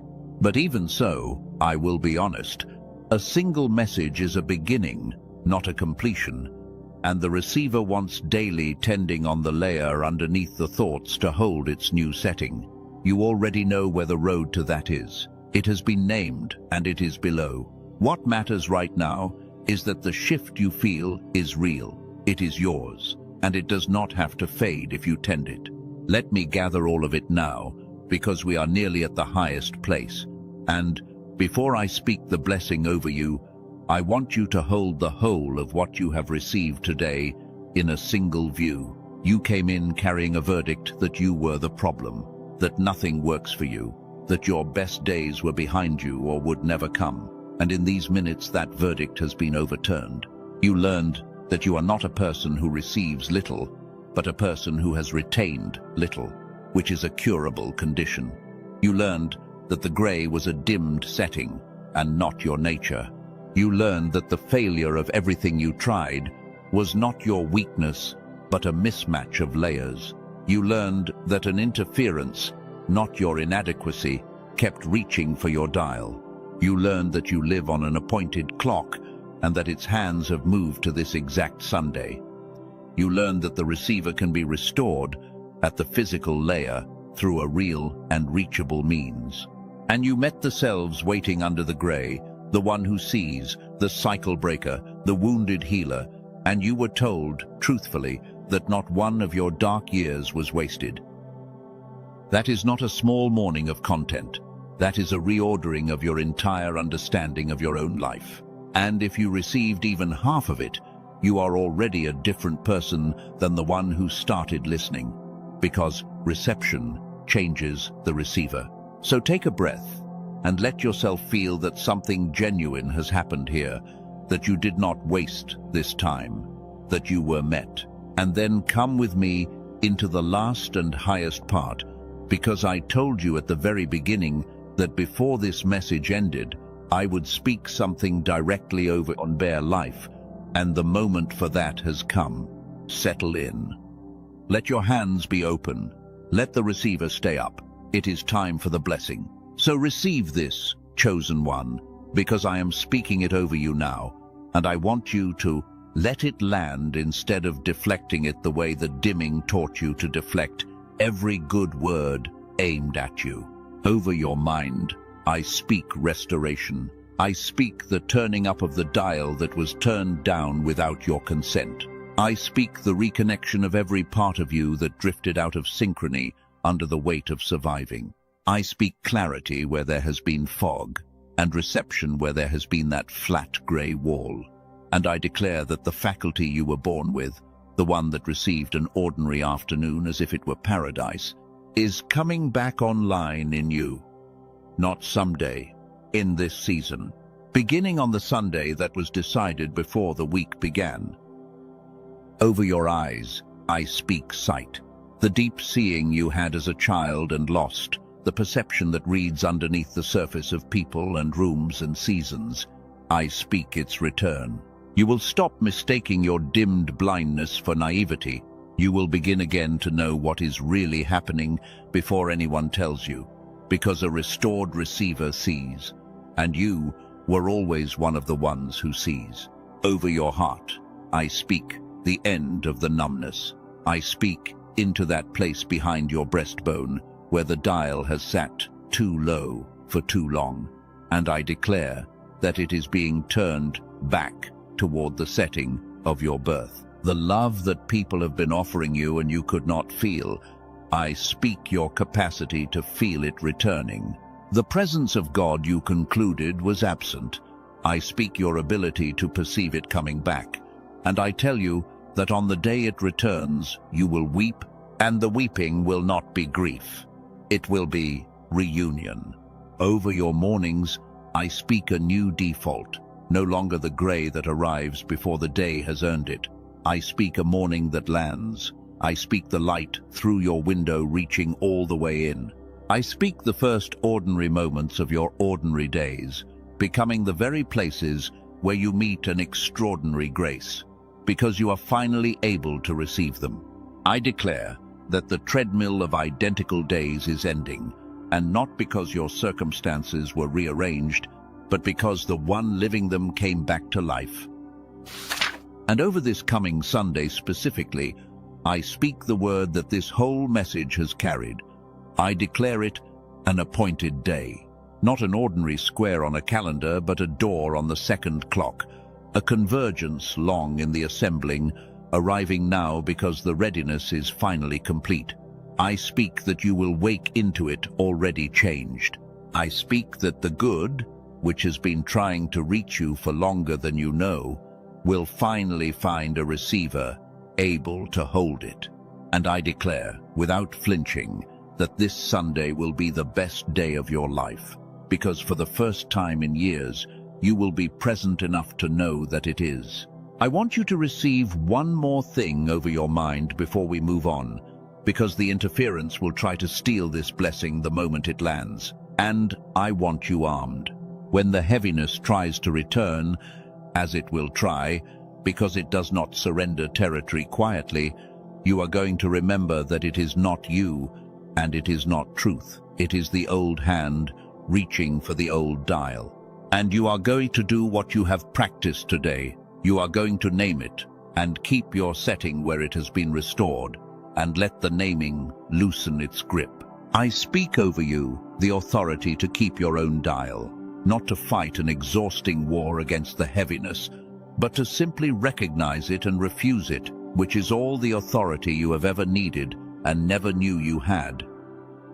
Now, before I go further into the blessing, I want to give your reception one more place to testify, because a blessing this large should be sealed by your own agreement, or it slides off. If you are willing to receive what I have just spoken over your mind, your eyes, your heart, your mornings, and your Sunday, I want you to type 2 words where you are watching from. Type, I receive. Not, I hope. Not, maybe. I receive, as an act of agreement between your open hands and the words spoken over you, because a blessing lands where it is received and slides off where it is deflected, and I do not want a single word of this to slide off you today. I receive. Let your hands close around it. Let me tell you about one more life, because I promised you honesty, and part of honesty is showing you that this is not theory. There was a woman, older, who had spent decades as the strong one in a family that leaned on her and rarely asked how she was. She had prayed for so long into what felt like silence that she had quietly made peace with the idea that some people simply do not get to feel God, and that she was one of them. She was not bitter about it. She had just accepted it, the way you accept a permanent gray sky in a place that never sees sun. And then her receiver came back up, and she said, the thing that undoes me every time I hear a version of it. She said, he was here the whole time. She was not angry that she had missed it. She was overwhelmed that it had never been the rejection she feared. The distance had been inside her own dimmed faculty, and the moment the faculty came up, the distance was simply not there, and had never really been there, and the God she had strained toward across a chasm had been sitting beside her the entire length of the silence. I tell you her story because I suspect you have made a similar, quiet peace with a similar gray sky. You have decided that some blessing, some closeness, some aliveness is simply not for you, and you have stopped reaching for it, not out of despair but out of a kind of tired acceptance. And I am here to tell you that your gray sky is not permanent weather. It is a dimmed receiver, and the sun you concluded does not shine on you has been shining the whole time, waiting for the faculty that perceives it to come back up. This Sunday is when the clouds that were never real begin to part. So let me speak over the years you thought you lost, because they are part of this blessing and I will not leave them out. Over every season the gray devoured, I speak restoration, not erasure, because the years happened, and I will not insult your suffering by pretending otherwise, but restoration. I declare that the days ahead of you will be so full of the reception you were denied, that the sum of what you receive from here forward will overflow and outweigh everything the dimming took. I speak the compounding of good into your empty reserve, day after day, at full strength, until the account that sat empty for years is not merely refilled, but overflowing. I declare that you will look back, not many seasons from now, and find that the math of your life has changed from subtraction into abundance, and that the years the locusts ate have been repaid to you in a currency you had forgotten you could even hold. There is more blessing to speak, and I am going to speak it over your relationships, over your provision, over your calling, and over your bloodline, because the restoration of the receiver reaches every one of those, and I want each of them named and sealed before we come to rest.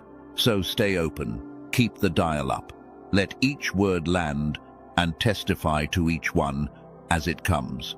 We are in the highest part of this now, the part I protected for you from the beginning, and I am not going to hurry it, because a life is being reordered, and a life deserves to be blessed slowly. Stay with me. There is still more that belongs to you. Over your relationships, chosen one, I speak the end of a loneliness that was never as true as it felt. You have been lonely inside rooms full of people who love you, and you concluded the loneliness meant you were unloved, when all along it meant you were unable to receive the love that was there. So I speak your receiving back. I declare that the affection in a familiar voice will begin to reach you, that the loyalty of the ones who stayed, which you could never quite feel and therefore never quite trusted, will become real and warm and undeniable to you. And as it lands, I speak the softening of everything you built to protect yourself from a loneliness that is now dissolving. I want to be honest about what this does to the people around you, because it is beautiful, and I want you to expect it. When your receiver comes up, they will feel it before they can name it. They will say, "You seem lighter, warmer, more here." They will not know that what changed is not your circumstances, but your capacity to feel them next to you at last. Some relationships you had quietly given up on will come back to life, not because the other person changed, but because you finally became able to receive what they were always offering. I speak that restoration over your closest bonds, and I speak new warmth into the ones that had gone cold from a coldness that was really just your numbness. Over your provision, I speak with care, because I will not make you promises about numbers that I have no right to make, and I will not turn this sacred moment into a transaction. But I will speak this, because it is true. So much of what you have called lack has been a lack of reception, not a lack of provision. You have been given more than you have been able to feel, carried more than you have been able to register, provided for in 100 quiet ways your dimmed faculty could not log. So I speak first the return of your ability to see the provision that is already there, because a restored receiver stops living in a felt scarcity that the facts do not support. And from that restored sight, I speak the kind of clarity and aliveness that lets a person move toward what is theirs without the fog that has made every decision feel like guessing in the dark. I speak over the years of provision that felt devoured, and I declare them under the old promise of restoration. I speak that the season of the receiver running at a fraction is ending, and that a season of receiving at full is beginning, and that in the receiving your reserve will fill, and from a full reserve a person makes different choices, carries themselves differently, and walks into rooms and opportunities as someone who is fed rather than someone who is starving. I will not promise you a number. I will promise you the restored faculty from which a whole different relationship with provision becomes possible. And that is the truer gift. Over your calling, I speak the lifting of the fog that made you believe you had missed it or never had one. Hear me, your calling never disappeared. Your ability to perceive it dimmed, and a calling you cannot perceive feels exactly like a calling you do not have. So, I do not speak a new calling over you, because you do not need one. I speak the return of your perception, so that the calling that has been waiting under the gray this whole time comes back into view. I declare the return of the quiet knowing, The certainty about what you are for, that you assumed was gone, and that was only obscured. You are not too late for your purpose. You have been unable to see it, and this season your sight returns, and with it, your purpose, exactly where you left it, patient and intact. And over your bloodline I speak the heaviest and most sacred word of all. You come from a line, and in that line a dimming has been handed down, parent to child, each generation turning the dial a little lower and passing on the grey, as if it was simply the family nature. I declare over you that the inheritance stops. I speak you as the one in whom the pattern breaks. Not the one who receives the lowered dial and passes it on, but the one who receives it, understands it at last as a setting and not a fate, turns it back up, and hands to the ones who come after you, not the grey they were owed, but the color you recovered.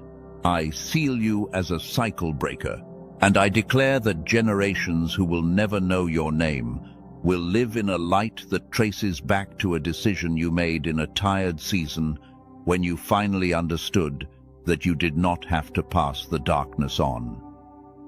If you feel the weight of that, if you feel what it means to be the one who ends it, I want you to seal it with your hands, the way you have sealed everything sacred today.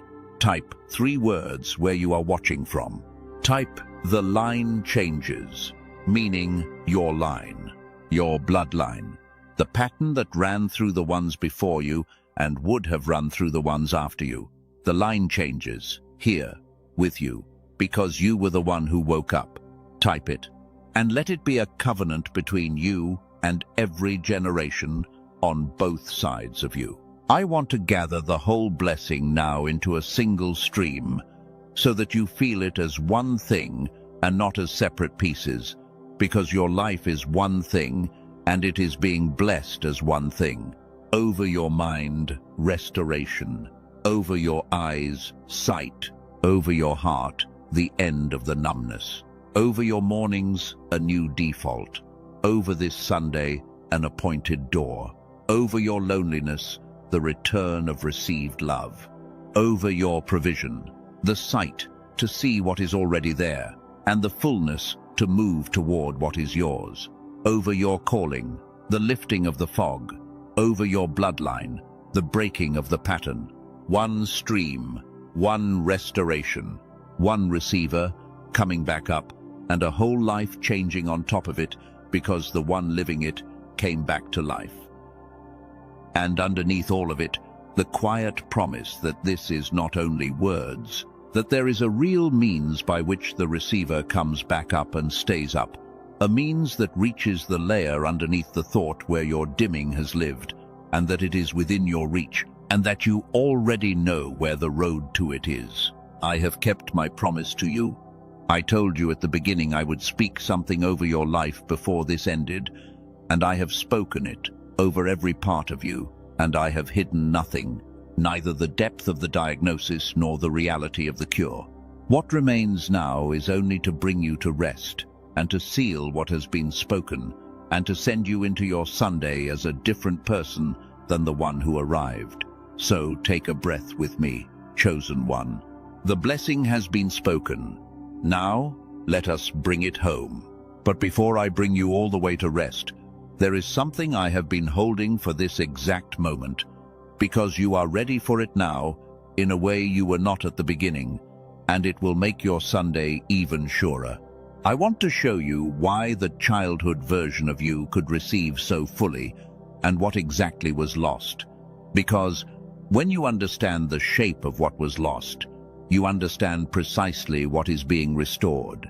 When you were very young, the two halves of your inner life worked together as one.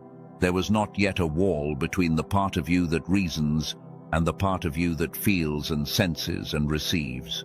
They spoke to each other freely, constantly, in a synchrony so complete that you did not experience them as two things at all.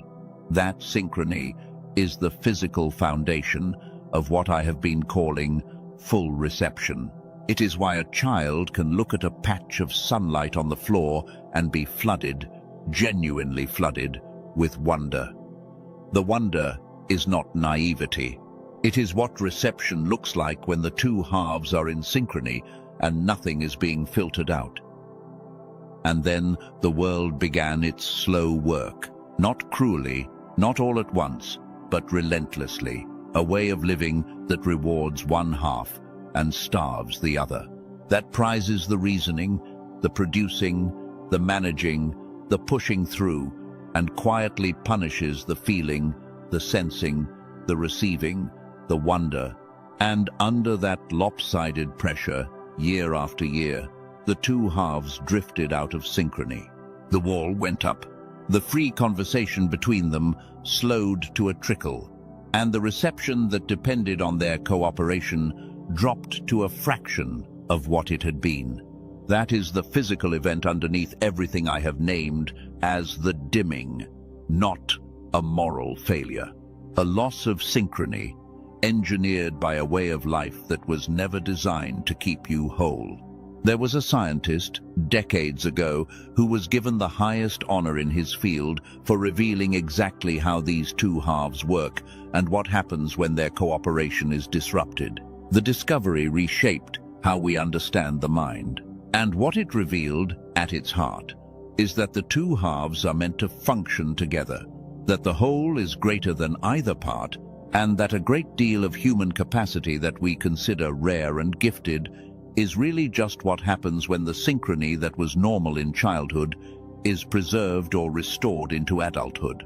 The people we call geniuses, the ones who seem to see more and create more and feel more, are very often simply people whose two halves never fully lost their synchrony, or who found a way to get it back. I tell you this because it means your restoration is not mystical, wishful thinking.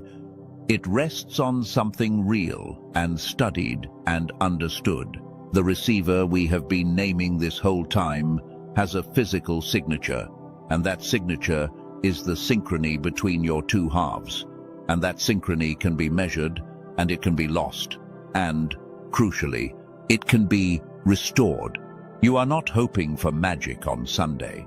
You are positioned for the recovery of a specific, real thing that was specifically really lost.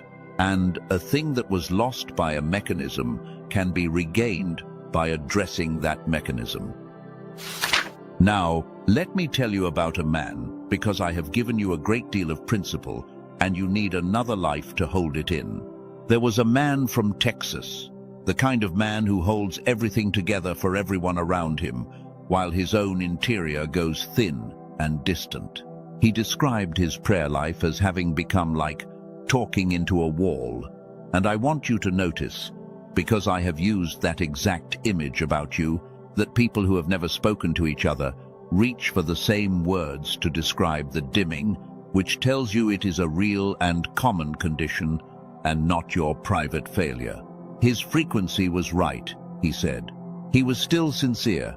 He was still showing up, but the receiver was off, so the sincerity produced nothing he could feel. And then, a couple of weeks after his synchrony began to be restored, he woke up one morning and described his mind as finally running on all of what it was supposed to run on. The fog that had been so constant he had stopped even registering it as fog was simply gone. Notice what he did not say. He did not say his problems disappeared. He did not say he won a lottery or received a miracle of circumstance. He said the fog lifted and his mind came back online. That is the restoration. It is not a change in your circumstances. It is the return of the faculty that determines whether you can receive your circumstances, your relationships, your provision, your God, at full instead of at a fraction. And once you understand that this is what is on offer, you stop waiting for the wrong thing. You stop waiting for the world to hand you something big enough to break through your numbness, and you start reaching for the repair of the numbness itself. And there was a woman from Manhattan whose story carries the generational weight I spoke over your bloodline. And I want you to hear it because some of you are the first in your line to even attempt this. She came from a lineage of women who had all in their own ways lived dimmed, each one handing the grey to the next as if it were simply what the women of that family were. And when her receiver came back up, she described it not only as her own healing, but as something moving backward and forward through her line at once. She wept for the mother and grandmother who never got this, and she made a vow over the daughter who would never have to inherit the grey, because it stopped with her. That is what a cycle breaker actually experiences, not a private improvement, a door closing on generations of darkness and a different door opening for everyone who comes after. If you are the first in your line to reach for this, I want you to feel the sacredness of that and not the loneliness of it. Yes, it is lonely to be the first. No one before you can show you the way, and some of them may not even understand what you are doing. But the first one is the most important one, because the first one is the one who changes the direction of everything downstream. You are not merely healing yourself. You are becoming the origin point of a new inheritance. And that is worth every hard step it takes to get there. I have told you already, and I will keep my word not to belabor it, that the way these people restored their synchrony was through the compressed sequence I described, the one that reaches the physical layer directly in a few minutes a day, and that the road to it is in the description and the pinned comment for anyone whose spirit confirms it. I say it once more here only because I have now shown you the science underneath it, and I want you to understand that when you follow that road, you are not buying a hope or a mood. You are addressing the exact synchrony that a Nobel-honored discovery identified as the foundation of the whole brain aliveness you lost. That is all. I will not raise it again. These last minutes belong to you and to your rest. So let me ask you to receive one final teaching before we descend into the closing, and it is the simplest and most important of all. You do not have to earn your way back to full reception. A child did not earn the synchrony it was born with. It was simply the natural state before the world interfered. And restoration is not the achievement of a new and higher state. It is the recovery of your original one. You are not climbing towards something you have never had. You are coming home to something you were born inside of and were slowly moved out of. That is why it is possible for you specifically, no matter how far down the dial has gone, because you are not being asked to become someone new. You are being invited to become who you already were, before the dimming, underneath all of it, the whole time. Hold that as we go into the rest. You are not reaching forward into a stranger. You are reaching back into yourself. Let us do one more thing together before the closing, because you have received so much teaching, and I want to make sure it lands in your body and not only in your understanding. So once more, wherever you are, soften, let the breath slow, and this time I want you to do something slightly different. I want you to remember, reach back, past all the grey years, to a single moment when you were young and fully alive. It does not have to be a big moment. In fact, the smaller the better. A moment when an ordinary thing overwhelmed you with its goodness, the smell of rain on hot pavement, a particular light at the end of a summer day, the feeling of being carried when you were too tired to walk. Find one, let it come, and do not just think about it. Let yourself drop into it, into the felt texture of it, into how completely you received that moment when your synchrony was whole. Feel how much of it you took in. Feel that there was no wall between you and the experience, that it landed in you fully, that your whole self was present to it.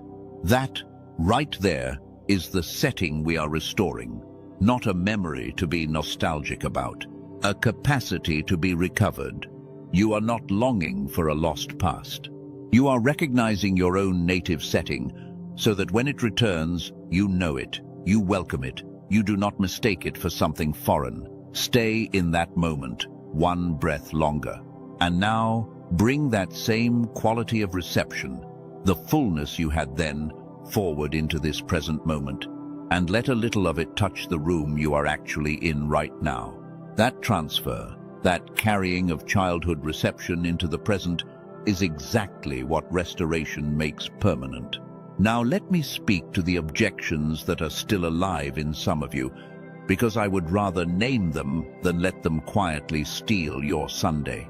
Some of you are thinking, this all sounds true, but I have believed true things before and still not changed. I have answered this already, but I will answer it once more simply, because it is the most important objection of all. You did not change before because you were working on the wrong layer. Everything you tried operated above the synchrony on the thoughts, and the synchrony sat underneath, untouched. This time, the repair reaches the correct layer. That is the entire difference, and it is not a small one. It is the difference between describing clarity to a fogged window and actually wiping the glass. Others of you are thinking, but I do not feel worthy of a restoration this complete. I have answered this too, and here is the short form. Worthiness is a thought layer question, and your restoration happens underneath the thought layer. The synchrony does not check your record before it comes back into alignment. A repair does not interview the broken thing about whether it deserves to work. Set the question down. It was never the real gate. And some of you are carrying the quietest and heaviest objection of all, the one you can barely say. What if I do all of this and it still does not work for me? What if I am the exception, the one too broken to come back? I want to hold that fear gently, because I know it is not drama, it is scar tissue from every time you hoped and fell. So hear me carefully. The restoration does not rest on your being special enough to receive it. It rests on a mechanism that is common to every human being, the synchrony between two halves that every person was born with and every person can have restored. You are not asking to be an exception to the rule. You are asking to be included in it, and the rule includes you by default, because you have the same two halves as everyone this has ever worked for. The only way to be the exception is to never reach for it at all. Reach, and you are inside the rule. Feel those 3 walls come down, because they are the last 3, and you have now seen through all of them. Not worthy enough, answered. Tried before and failed, answered. Too broken to be the exception, answered. There is nothing left standing between you and your Sunday, except the simple act of receiving what has been prepared. So, let me give your agreement one more place to stand, because you are about to walk into the deepest rest of this whole message, and I want you carried into it by your own yes. If every wall has come down for you, if you are willing to stop being the exception and step inside the rule that includes you, type 2 words where you are watching from. Type, I belong, not I hope I belong. I belong, inside the rule, inside the restoration, inside the company of every person whose receiver has come back up. I belong, type it, and let it be the last stone you lay before you rest. And now I want you to notice something about this entire time we have spent together, because it is quietly one of the most important things I can show you. Look at how many times, in these minutes, you have received. You received the truth that the dimming was not your fault. You received the naming of the interference. You received the 2 clocks. You received the vision of your restored life. You received a blessing over every part of you. You received your own childhood moment just now. Over and over, your hands have testified, your heart has opened, and things have landed in you. Do you understand what that means? It means your receiver already works. It has been working this whole message. The restoration is not a distant hope. It is something you have been doing in real time for this entire time. All Sunday does, all the daily tending does, is make permanent and full what you have already proven you can do. So you are not walking toward a stranger, and you are not gambling on a miracle. You are extending into permanence, a capacity you have exercised beautifully for this entire message. You received today. You will receive on Sunday.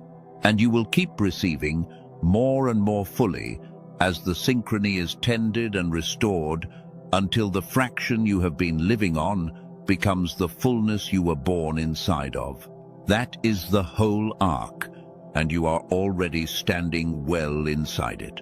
Now let us go the rest of the way down into rest, and let me seal over you everything that has been spoken, so that you carry it out of these minutes and into the appointed day that is coming for you. Breathe with me. We are almost home now, truly, so let everything grow quiet now. The teaching is done. The blessing has been spoken. There is nothing left for you to understand, nothing left to figure out, nothing left to reach for. For these last minutes, I only want you to rest in what has already happened, because something has happened, and a thing this real deserves to be honored slowly before you carry it out into your week. Let us begin the rest with gratitude, not the performed kind, not the kind you force because you were told you should, but the quiet kind that rises on its own when a person finally sees clearly. Because look at what is true. You came into these minutes believing you were the problem, and you are leaving knowing you were the target of an interference that was never as strong as it pretended to be. You came in believing your best days were behind you, and you are leaving knowing they have been waiting in front of you for a receiver able to hold them. That is not a small shift. That is a life turning on its hinge, and it is worth a moment of still gratitude.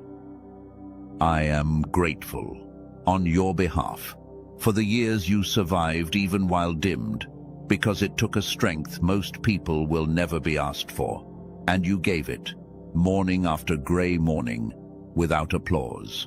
I am grateful for the part of you that kept reaching, even when reaching produced only silence, because that reaching is the reason you are here now, at the edge of restoration, instead of fully asleep like the ones who stopped reaching long ago. I am grateful that something in you refused to fully die, refused to accept the gray as final, and kept a small light burning that this message could find and fan back into flame. That refusal was you. Honor it. And if there is a God you have been straining toward across what felt like a great distance, I want you to consider being grateful to him now, not for finally showing up, because he never left, but for having stayed beside you through the entire silence, present the whole time, waiting with a patience you could not perceive for the day your receiver would come back up and you would finally know he had been there. That is not a God who abandoned you. That is a God who sat with you in a dark room you thought was empty for years without leaving, so that when the lights came up, he would be the first thing you saw. Let a little gratitude rise for that. It is safe too. He earned it in the dark. Now I want you to simply witness where you are. Do not try to change anything or reach for anything. Just notice. Notice that you are more open than when you began. Notice that some weight you walked in with is not sitting on you as heavily now. Notice that you have received again and again throughout this time, and that the receiving did not destroy you the way the flinch always warned it would. You are still here. You are more here than you were, and nothing bad came of opening. Let that be evidence your body can keep. Opening did not cost you. Opening gave you back to yourself. I want to acknowledge something tender before we go into the release, because I know that for some of you, hope has been the most dangerous thing in the world, the thing that hurt you worst every time you let it in. And you have let it in today, more than you meant to, and a part of you is frightened by how much you let it in, already bracing for the fall. I want to speak to that frightened part directly and gently. You are not going to fall the way you fell before, not because nothing will ever be hard again, but because this time the hope is not resting on your circumstances cooperating. It is resting on the restoration of a faculty, and a faculty that is being repaired does not depend on the weather of your life to keep it setting. You have hoped in fragile things before, and they broke. This hope is anchored in something sturdier than your circumstances.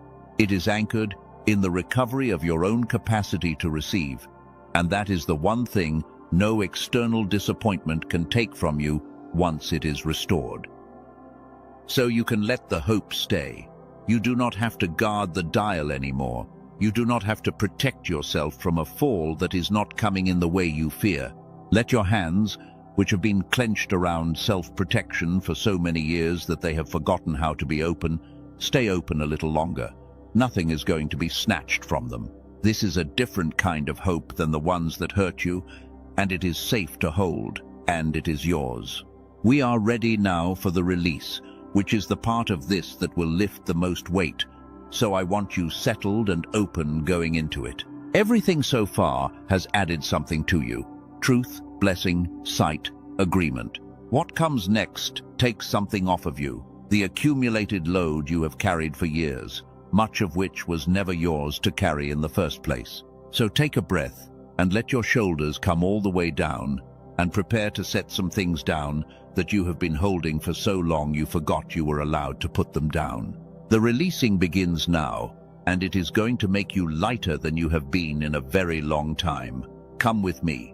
I want you to picture for a moment all the weight you have been carrying gathered into your two hands. All of it. The verdict that you were the problem. The shame of the dimming you did not even cause. The exhaustion of being strong for everyone. The years you believe you lost. The hope you have been too afraid to hold. Picture it all, heavy, in your open hands, held out in front of you. And now, as I speak, we are going to set it down, piece by piece, and you are going to feel yourself grow lighter with each one. Release the belief that you were the problem. It was never true. You were the target, not the problem, and a target is defended, not fixed. Let that verdict fall from your hands now. Release it. Release the shame of the gray. You did not turn your own dial down out of weakness. A child protected itself. An adult survived. And the dimming was the residue of your strength, not your failure. There is nothing to be ashamed of in having survived. Release the shame. Let it fall. Release the exhaustion of carrying everyone. You were never meant to be the one who holds it all together while your own interior goes thin. You are allowed to be held. You are allowed to receive instead of only pouring out. Release the crushing weight of being the strong one. Let it fall. Release the years you think you lost. They are being restored, repaid, overwhelmed by an abundance on the other side, and clutching them in grief only keeps your hands too full to receive what is coming. Release the lost years into the promise that gives them back. Let them fall. Release the accusation that you are too much, a burden, the wrong one in the room. It was never true. It was only unopposed, and you have opposed it today. Release it fully now. Let it fall. Release the flinch, the reflex that pulls you away from good news before it can hurt you, the guarding of the dial, the refusal to hope so you cannot be disappointed. It has cost you far more than it ever protected. Release the flinch. Let your hands open all the way. Let it fall. Release the fear that you are the exception, the one too broken to come back. You are inside the rule, not outside it. You have the same two halves as everyone this has ever worked for. Release the fear of being the one it will not reach. Let it fall. Release the need to understand exactly how everything will unfold before you are willing to hope. You do not have to see the whole road. You only have to take the next step into your Sunday. Release the demand for certainty. Let it fall. Release the old timeline, the one that told you that you are late, behind, too far gone, out of time. You live on the appointed clock, and its hands have moved to now. Release the tyranny of the ordinary clock. Let it fall. And release, last of all, the version of you that had made peace with the gray. The one who accepted the muted life as final, who stopped expecting color, who called the numbness normal. Thank that version of you, because it kept you alive through a long, dark season. And now, gently, release it, because you do not need it anymore. Let it fall. Let it all fall. Feel your hands. They are empty now. For the first time in longer than you can remember, they are not gripping the weight. And do you notice that nothing terrible happened when you set it down? The sky did not fall. You did not collapse. You are lighter, and you are still standing, and you are more yourself than you were a moment ago. This is what you have been afraid to do for years, and it turns out that setting the weight down was never the danger. Carrying it was. And now that your hands are empty, they are finally able to receive. That was the whole reason for the release. Not to leave you with empty hands, but to empty them so that they could be filled with something better than the weight they were holding. You cannot receive a best day with hands full of old burdens. So we emptied them, and now they are open, and now they are ready. And now, into these open and emptied hands, we are going to place the truest thing of all, the declaration of who you actually are, underneath everything the gray convinced you that you were. Keep your hands open. What comes next is not more weight. It is your identity returned to you at last. Rise with me into it. So speak these with me, or if you cannot speak them out loud, let them be spoken over you and receive each one into your open hands. This is who you are, underneath everything the gray convinced you that you were. Not who you are trying to become, who you already are, being uncovered at last. I am not the problem I was told I was. I am a chosen one whose receiver was dimmed and is being restored. I am not a person nothing works for.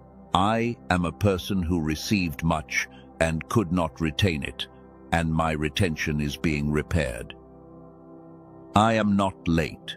I am arriving exactly on the appointed clock, at exactly the convergence I was always moving toward. I am not too broken to come back. I am inside the rule that includes every person this has ever reached, because I carry the same two halves, and my synchrony is being restored. I am not the burden I feared I was. I am a gift whose light was hidden under a gray my hands are done carrying. I am the one who sees. The perception I lost is returning, and I will read the deeper layer of things again, the way I did as a child. I am the cycle breaker. The dimming that ran through my line stops with me, and the ones who come after me will inherit color instead of gray. I am the wounded healer. Not one of my dark years was wasted, and the country of the numb that I know from the inside becomes the map by which I lead others out. I am able to receive again. I have proven it in these very minutes, and what I have done here I will do on my Sunday, and I will keep doing it as my synchrony is restored, until the fraction I lived on becomes the fullness I was born inside of. I am not waiting for the world to hand me something big enough to break through my numbness. I am reaching for the repair of the numbness itself, and an ordinary Sunday will be enough, because I will finally be able to receive it. And this Sunday will be the best day of my life. Not because my circumstances were rearranged, but because I came back online, and a person who is fully alive receives even an ordinary day as overwhelming grace. Feel that. Feel that those are not affirmations you are forcing against the evidence. They are descriptions of what is actually true underneath the gray, coming into the light because your receiver is finally open enough to let them in. This is not you pretending to be someone. This is you stopping the pretense that you were ever the small gray thing the dimming told you that you were. The declaration is not a costume. It is the removal of one.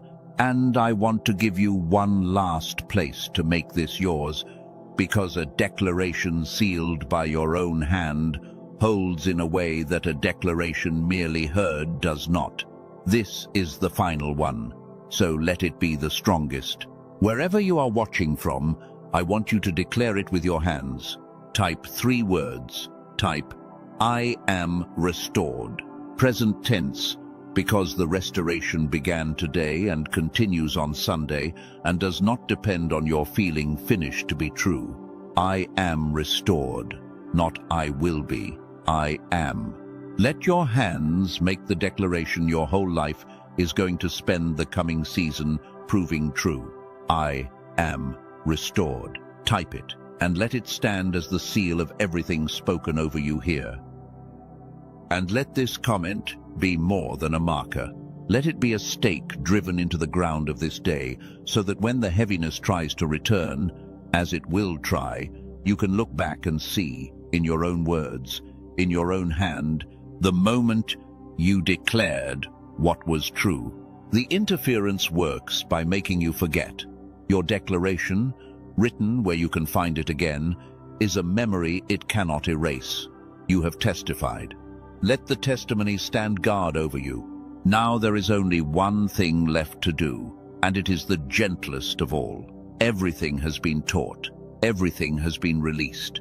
Everything has been declared. What remains is to seal it, to close the sacred space we have made, and to send you out of these minutes and into the appointed day, carrying all of it. So let the energy come down now, slowly, from the peak of the declaration into the deep, still place where things are sealed. Breathe. We are at the very end now, and the end is quiet, and it is holy, and it is yours. Let me seal this over you. Before I seal this, I want to speak protection over you, because you are leaving these minutes carrying something valuable, and valuable things get reached for. I told you at the beginning that the interference concentrates on the ones who are closest to waking up, and you are now one of the ones who is closest to waking up, which means the days right after this one may bring a push to talk you back down into the gray. I do not tell you that to frighten you. I tell you that to arm you, because a push you expect has almost no power, and a push you understand has none at all. So here is your protection. In the coming days, when the heaviness tries to return and whisper that today was just a nice feeling that will fade like all the others, you are going to recognize the voice. You are not going to argue with it, because you do not argue with a thing that has no standing. You are simply going to name it. That is the flinch. That is the old hand reaching for the old dial. And you are going to keep your setting where it was restored and refuse to turn it back down. And the naming alone will loosen its grip, because it only ever had power while it was hidden.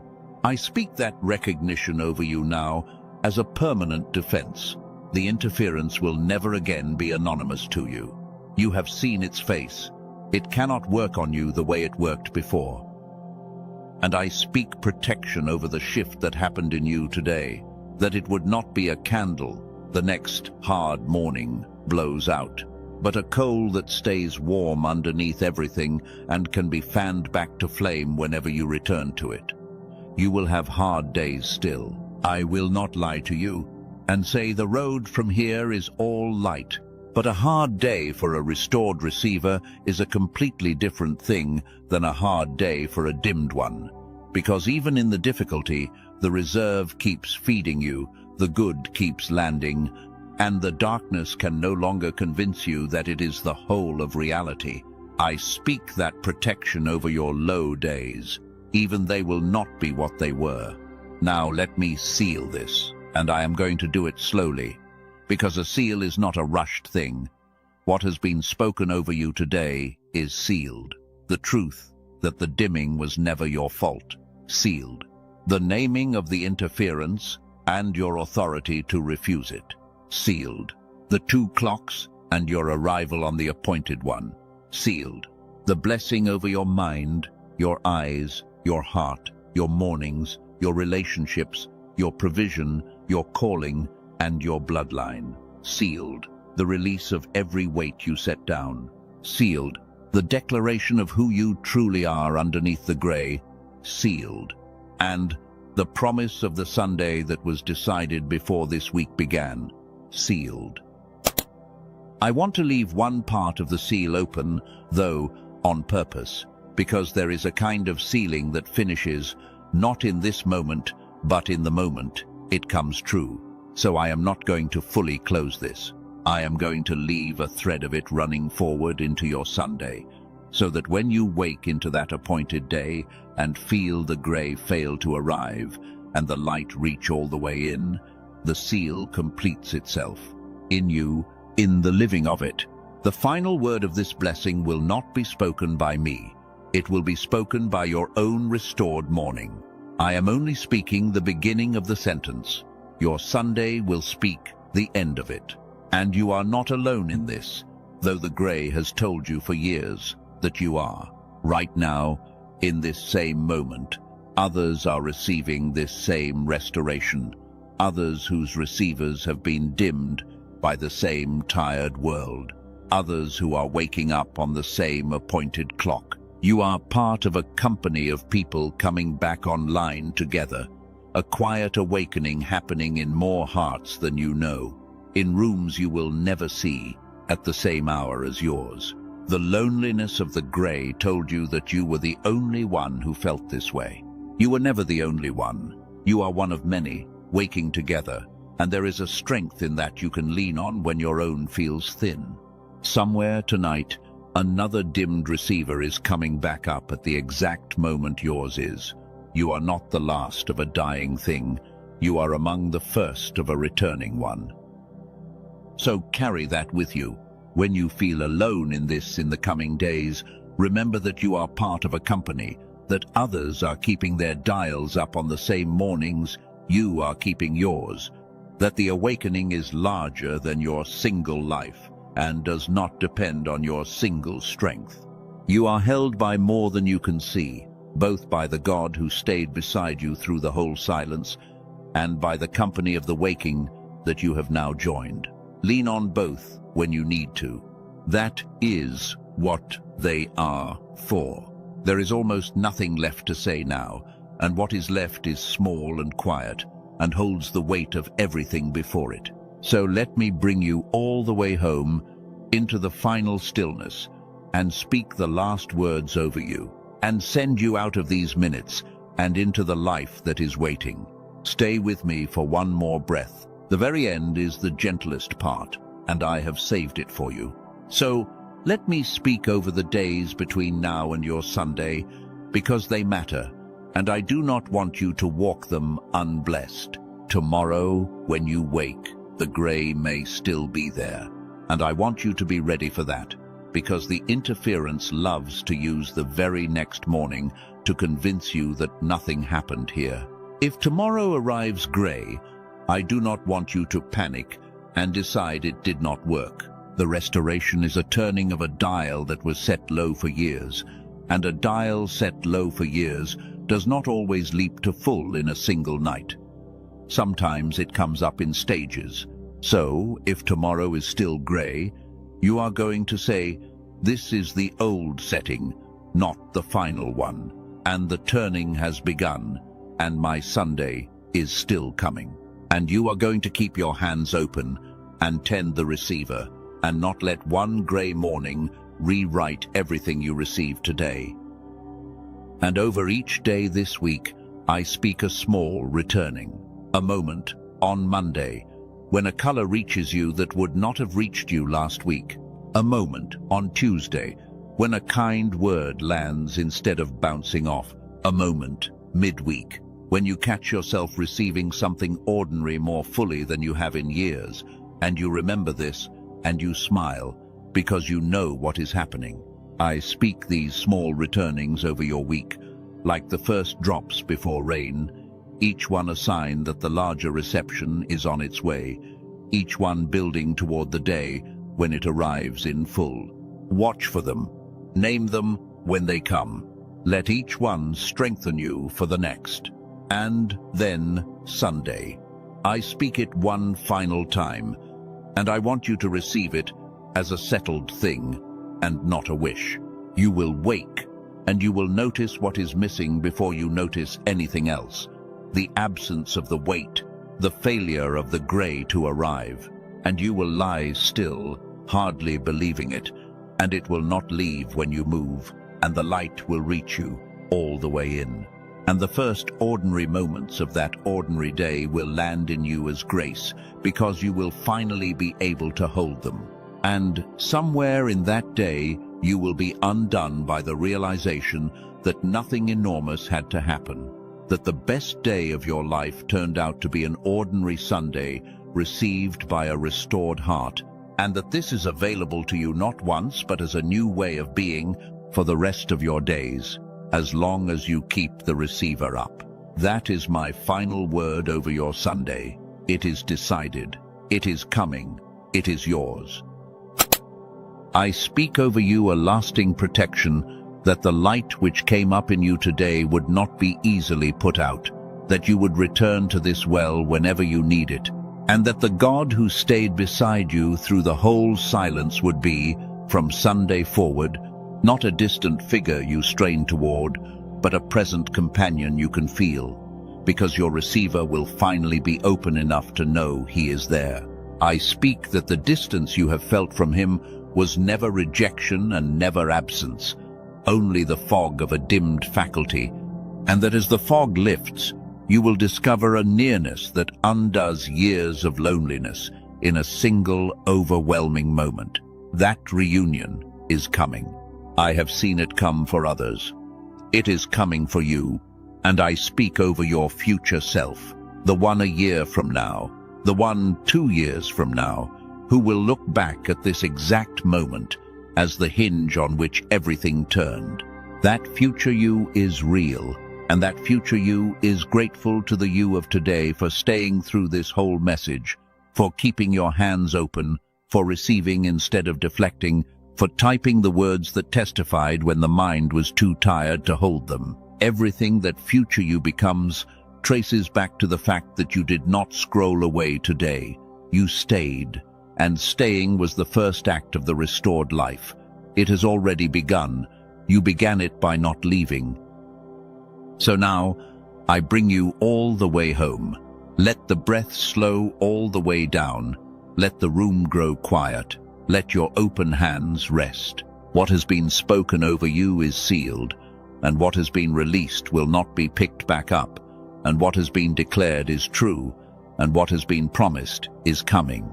There is nothing left for you to do in this moment but rest in it and let it be, and carry it out into the days ahead like a coal that stays warm underneath everything.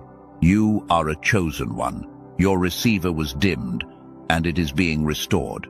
Your best days were never behind you. They were waiting in front of you for a heart able to hold them, and that heart is coming back to life, beginning now, completing on the appointed day. You are not late. You are not broken. You are not the problem. You are not alone. You are restored, and you are arriving, and this Sunday will be the best day of your life. Receive it, chosen one. It is sealed. It is done, and so it is.